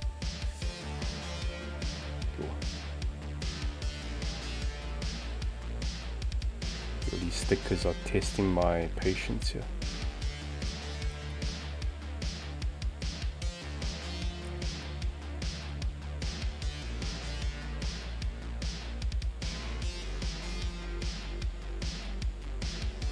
Where's the one side that's nice and the other one gets like misaligned?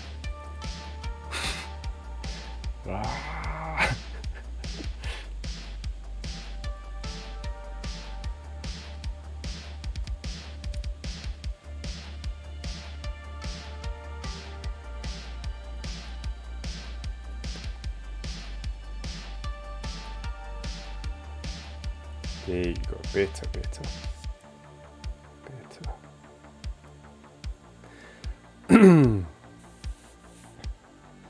Space Dusty gifted someone the EG new, and we might have a new Build Force member soon. Oh man, you're such a awesome friend. Sure. Nice, eh? When did you get another? Oh yes, you bought the EG new on the Saturday, right? I believe. Yeah. Yes. Is it for a friend or colleague? Yeah, hope they enjoy the build, huh? Yeah, entry grade kits are perfect for gifting somebody who's new to modder kits or Gunpla. Come on, sticker, be nice, be nice. It's making me sweat.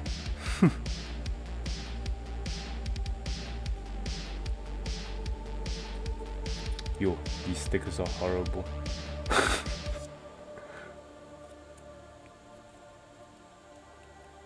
I look forward to painting these pots. They will be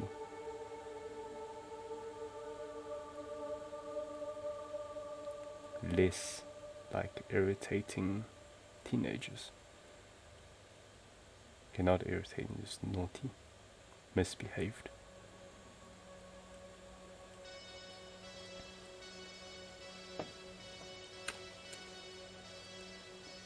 Each of these stickers like what a parent would say to their teenagers, like, go to your room, clean your room. Okay, that's the sticker.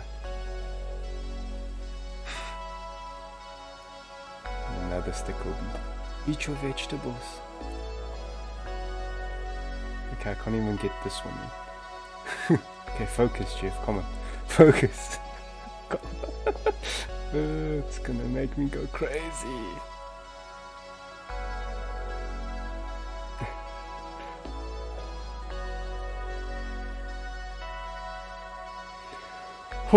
Okay, that's one side good. The other side gets a bit retarded. Good thing you're not zoomed in. Maybe I should just zoom in for the last one so you guys can see how terrible it is. Let's zoom in a bit. Can you see it's like, especially like, you know, these stickers are like repeating. So, you know, when we look at it, we're looking for repeating patterns. Like, oh, they are supposed to be parallel, and then they should have equal distance from one to the next. Yeah. You gotta hate on the concept artist who came up with this design, hey?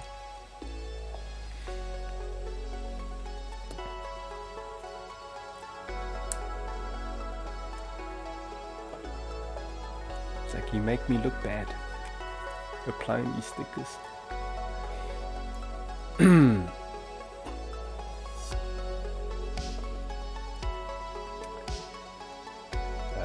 Space Lassie says, such a great looking kit, can't wait to build mine. Well, good luck to you. Oh, I'm grabbing the wrong piece. Okay, here you go. Yeah, good luck when it comes to these stickers. That's all I can say. I hope these stickers will make you just want to get into painting, because I feel you would have less trouble with painting these little details than applying these stickers. Okay, now I'm feeling even more pressured because the camera is like zoomed in. Okay, this one's not too bad. Maybe I needed that pressure. Okay, look, famous last words. The next two is gonna look a bit funny. Let's not jinx it. Gusto says, I'm planning on an entry grade for next kit unless Ariel comes first. and then probably the new, unless a Zaku is available. Yeah, unfortunately there's only 3 entry grade kits so far, which is the RX-78-2, the Opal Gundam, the Granddaddy, the Strike, and the new Gundam. It's only those 3 for now. I would love to see Bandai have an entry grade Zaku, because then it'll be a cheaper option to have a army builder. You can have like a squad. Okay, sticker, be nice now. Say encouraging words. You can do it, sticker. You can do it. Just stay, okay. This is horrible for stream. Or it could be really entertaining for you guys. I don't know. Just stay. See, like every time I press down, it presses down at the wrong spot. So it's like trying to clap on a mosquito, and then you open your hands and the mosquito is not there. I have that feeling right here. It's like I press down, and when I lift it up, it's like it's like placed on a wrong spot. Hey, okay. Okay, this one's pretty good. Okay, maybe I needed that pressure of zooming in. Yeah, it's pretty good. Okay, one last one. Then we can finish this build. Okay, let's quickly, before I look down, let's see the chat. Luke says, when is Evangelion kits coming? Should I be conserving money? So far you're still safe. We haven't seen it get reserved from our supplier just yet. Yeah, I will keep that in mind to let you know once I see when we have them reserved. So when the supplier has reserved them for us, then give yourself about like 2 months, because once it gets reserved, I wait till like I wait for a certain accumulation of enough kits or enough items in our order, and I'll tell them, okay, like start packing, and then yeah,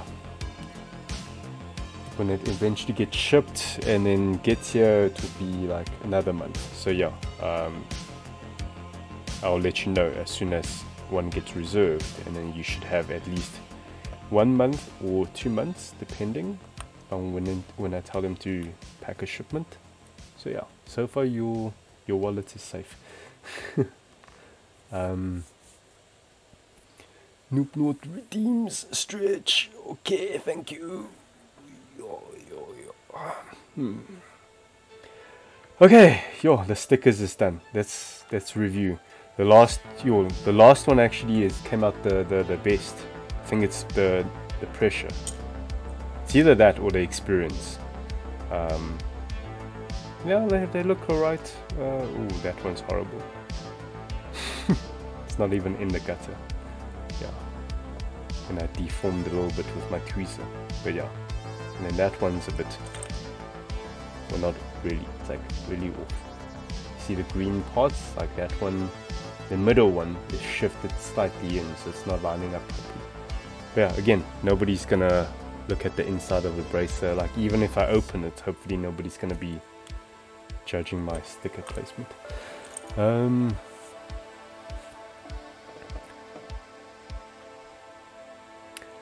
Luke asks, also, when are we getting Lucky cat cam? Lucky's sleeping on the couch at the moment, but yeah, it's a bit too dark for Lucky cam. Yeah, maybe in future.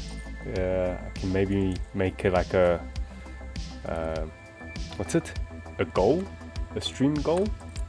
Then we can like maybe I don't know, buy a new webcam just to place it by where Lucky is. Xora says the only progress I've made are the arms on my PG wing. Yeah, take it slow, huh? It's a perfect grade. Although it's like an oldish perfect grade, so it's like building a big master grade, yeah? And then Christo, do you have any predictions about season 2 on Witch from Mercury?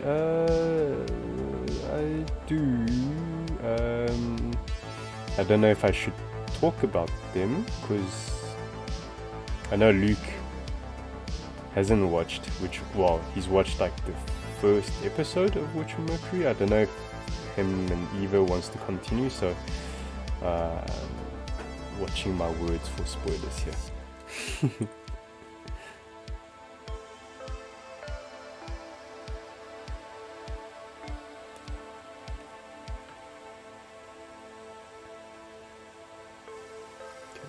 Should I give this a snip just a little bit? Yeah. It's okay, you can go ahead. Okay, alright. My speculation is that the mom's gonna be the final, like, boss. Well, boss is probably the wrong word to use. Yeah.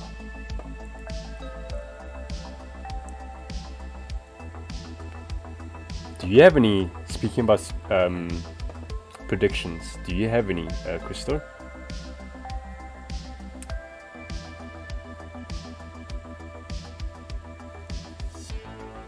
And then Luke says I'll rally behind that goal for Kitty Cam. So let's Lucky gets a camera of her own. Okay, here let's watch the orientation. Okay, it's this way. Goes on. Okay, let me circumcise these pigs. Drink.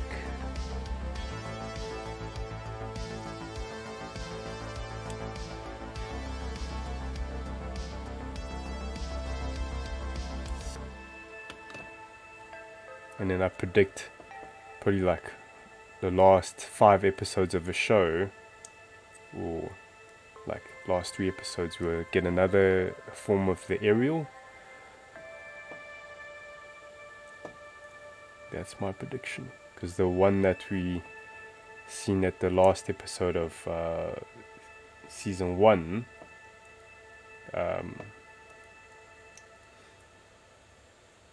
yeah, the name just doesn't feel like it's something that we'll see until the end. Yeah.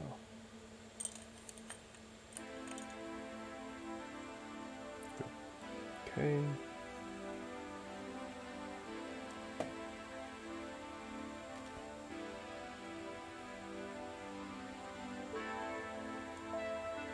It's this way, yeah? And the claw.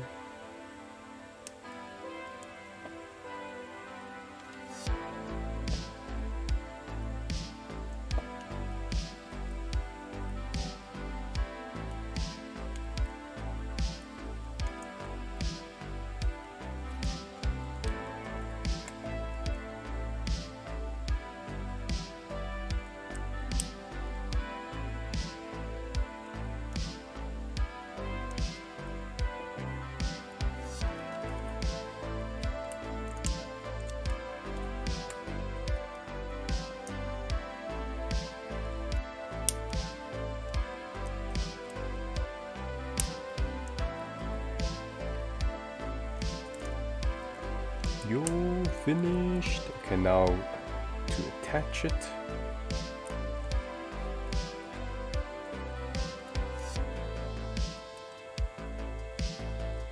Oh, yeah, I totally forgot, like, if other people hasn't, because yeah, Luke gave me the go ahead, but I don't know if other people have finished Witch from Mercury. Okay, this piece I didn't clip in properly.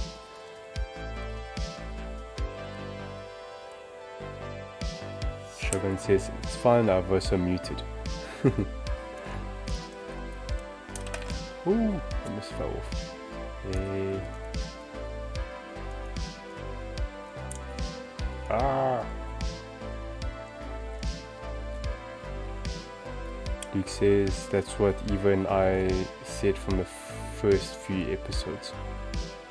Oh, have you guys watched a few episodes of Witch from Mercury?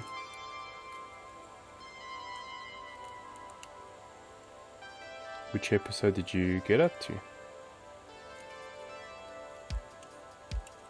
Yeah, I only remember showing you guys the prologue and episode 1. Yeah, I shouldn't have. Wait, it's alright. Yeah, it's fine.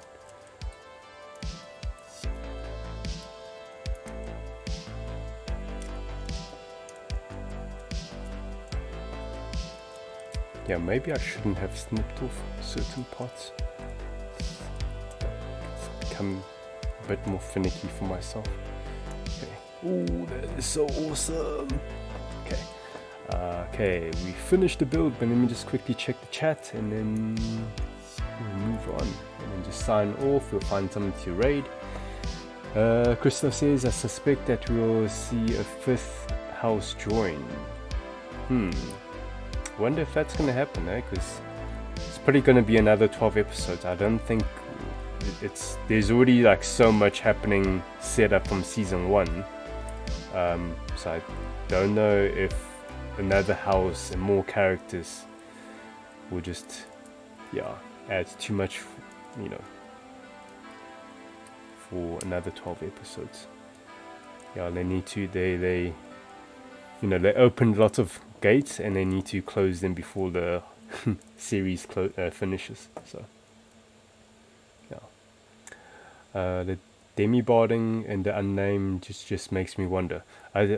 The demi-barding is probably just the like, what's it? The military versions of it. Because a lot of the new kits are coming out. Those are like the military configuration specs versions. So they won't be from like another house. They are what the military uses. And that unnamed one is probably just the mass production. Look, it's my speculation, but it's probably just the mass production one for the like Earth terrorists, if we put it that way. Yeah.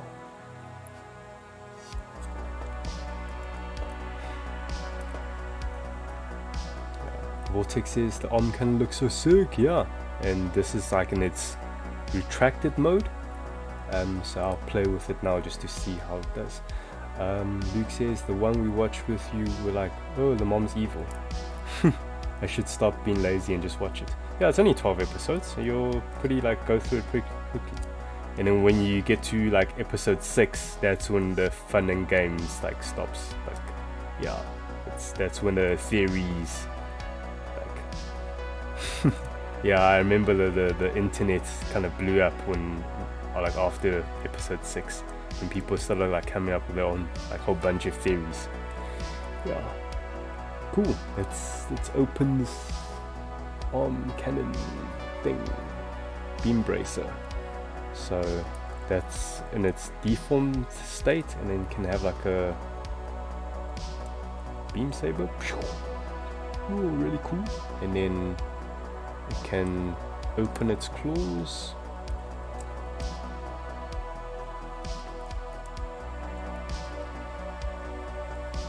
And what do they call this thing? For the antidote effect, whatever thing.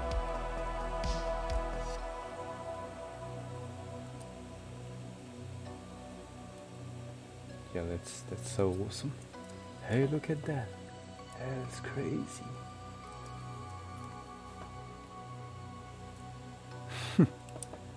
It's like such a simple design, but just it's so well. Yeah.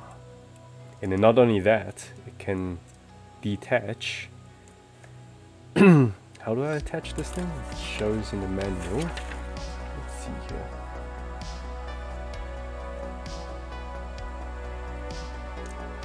So open it, Oh, it's a whole schlep with, you gotta connect. Okay, I got you. So you go like this, a wire through this piece.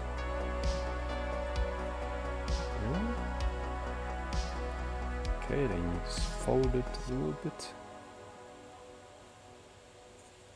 And you pull it back to lock it. So pretty much like,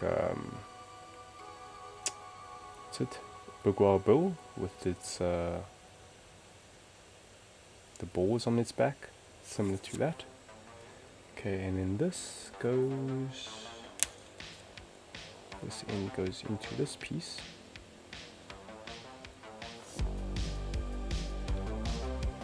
Cool. Now what?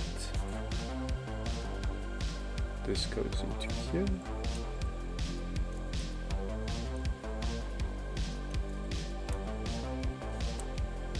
And this piece goes into the wrist here. So yeah, it's like shoots it off.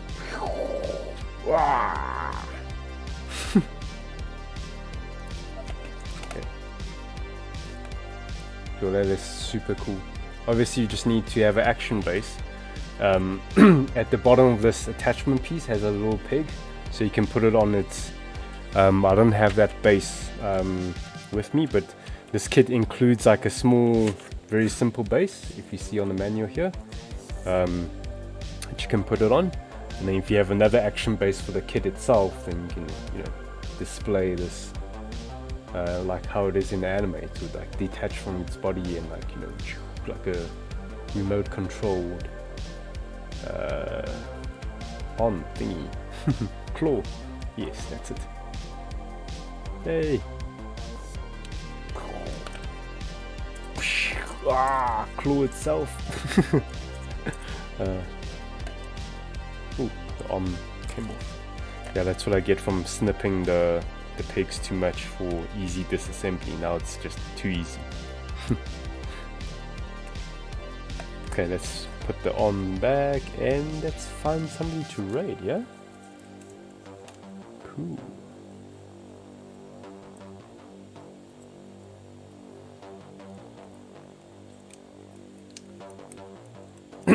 Let's see where we are in the chat.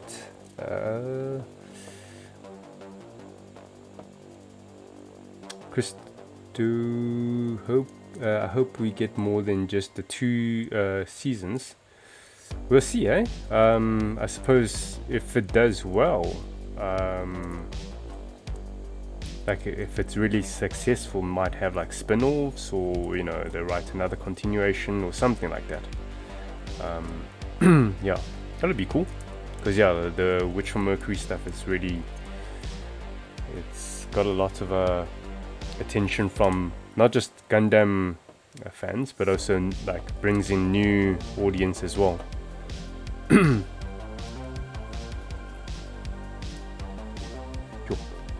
just love this, like any pose that you put this thing in just looks so cool.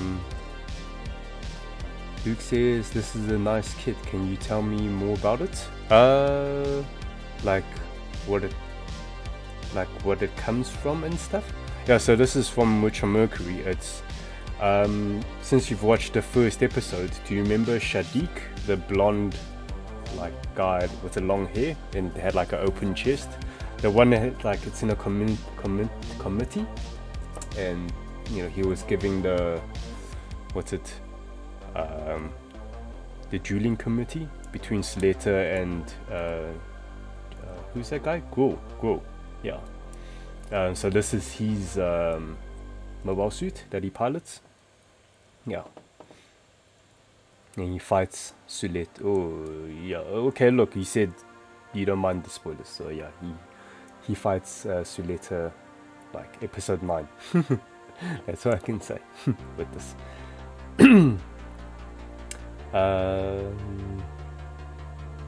Christo, I also don't think we have seen the last of the Frith, the one from the prologue. My speculation is that Lefrith got like it evolved into the aerial. Like, you know, the mom over the years built the aerial from the Lefrith. That's my thinking. But yeah, we'll probably get that answer, you know, in season 2, you know, because yeah, there's lots of like dark theories that Ariel or that Soletta is not the little girl. Yeah, that we thought from the prologue. Again, guys putting in the chat gonna go, it's like, Jeff, you're telling too much, I haven't even started. Shut up.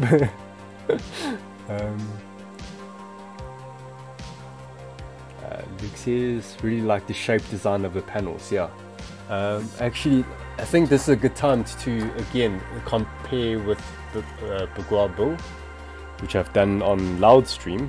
So, you know, before I started building the Michaelis, I thought, oh, it's just like very similar to Bourgeois build because it's like designed from the same company. Like in the anime, it's built by the same company. So I thought, oh, it's probably just a reskin. You know, they will share lots of joints. But no, like some of the, like for example, the waist unit here, it's more masculine. A lot of it, yeah, even the biceps, I can see it's much thicker. It's like a different design. So they don't share the same. They share the same design philosophy. Oh, that thing just keeps popping off.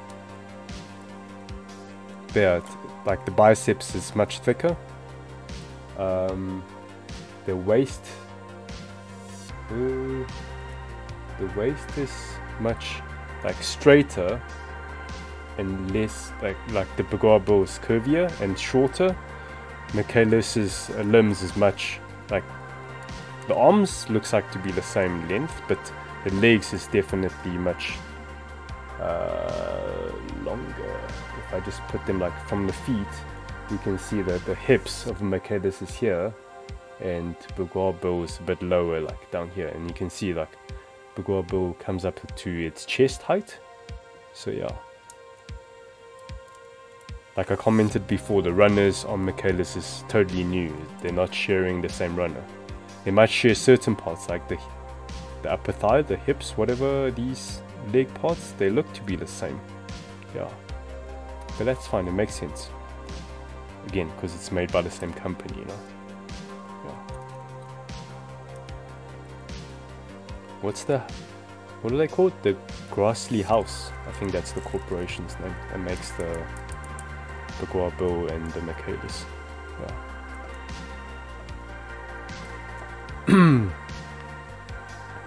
John Guy says, sounds like Dr. Lupo's stream? Who's Dr. Lupos? Enrico, nice build, Jeff. Looks like a cool kit. Yeah, it is a really cool kit.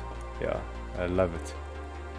Simple, not complicated at all, but just the whole package at the end, just really, really cool. Yeah. Hey, that's this year. Good evening. Is it normal to try and delete a crane fly with the plucky? Huh? What is that? Not sure what you're talking about. What's a crane fly in the plucky? Yeah. You're not talking about your military model kits, are you? Like, what do you mean by delete? Yeah.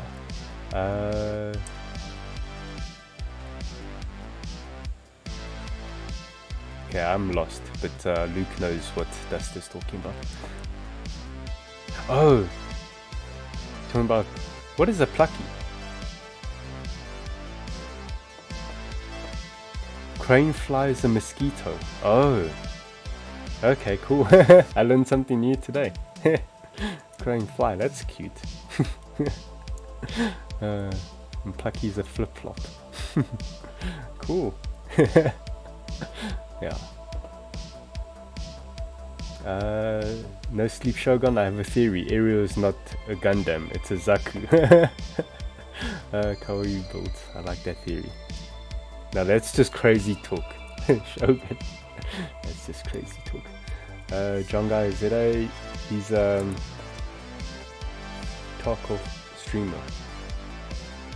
This intro is the same song that you played 2 or so songs again. Love it. I just picked a you know, stream friendly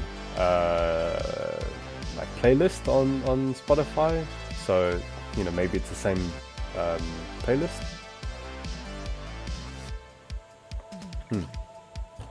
Yeah.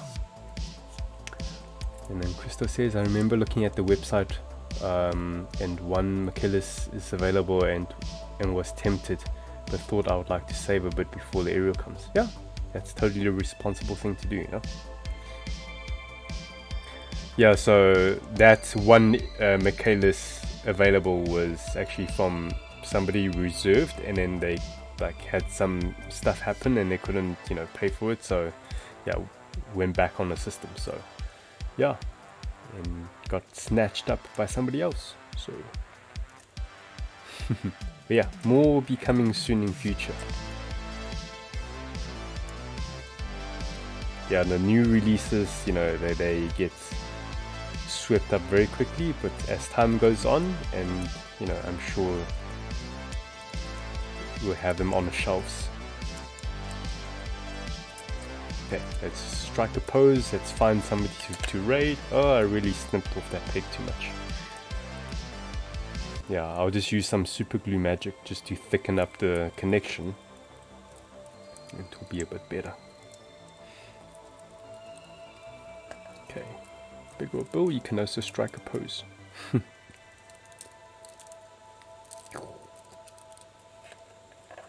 Okay. Let's see. Okay. Let's get somebody to raid.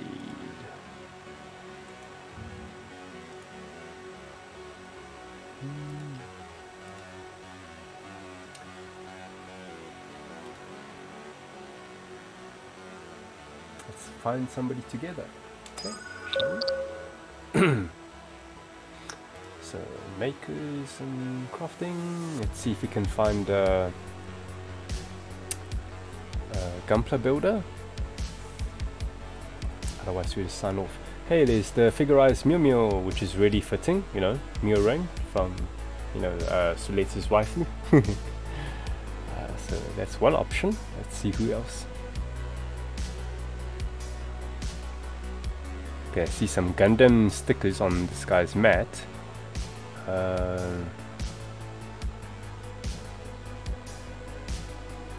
It's the HG DJ. Okay, we've got that. That's from Zeta. Let's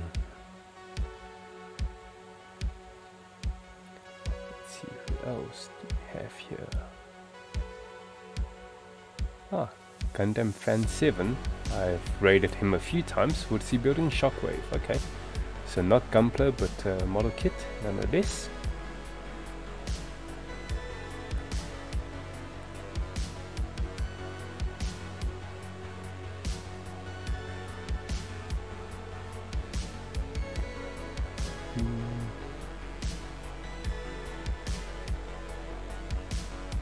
Is this also a Gunpla builder? I see some painting in the title. Yeah, it's fine. Chatting Gunpla, I don't know what kit, it didn't tell in the title.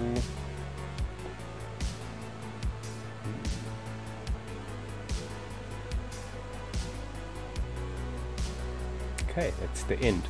So I think that's choose the person that's building this figurized Mew. Oh, it's Bad Gunpla. He's quite a big, well, I've seen some of his YouTube videos. Some funny ones. Okay, cool. Let's raid him. Okay. Let me go. Face cam. Boom. And how do I do this? Where's my window? Okay, so raid channel.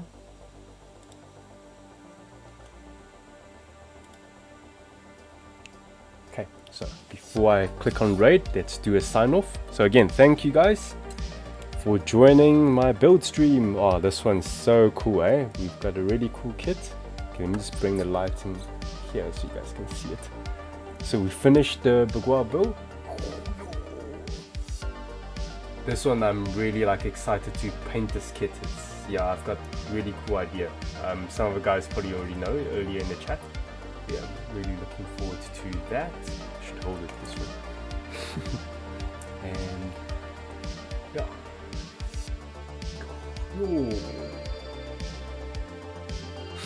Some of us look like they want to fight each other. So anyway, thank you guys for joining my stream. Until the next one, keep clawing joy. Claw attack. Okay, cool. Let's click on raid and we're in the stream.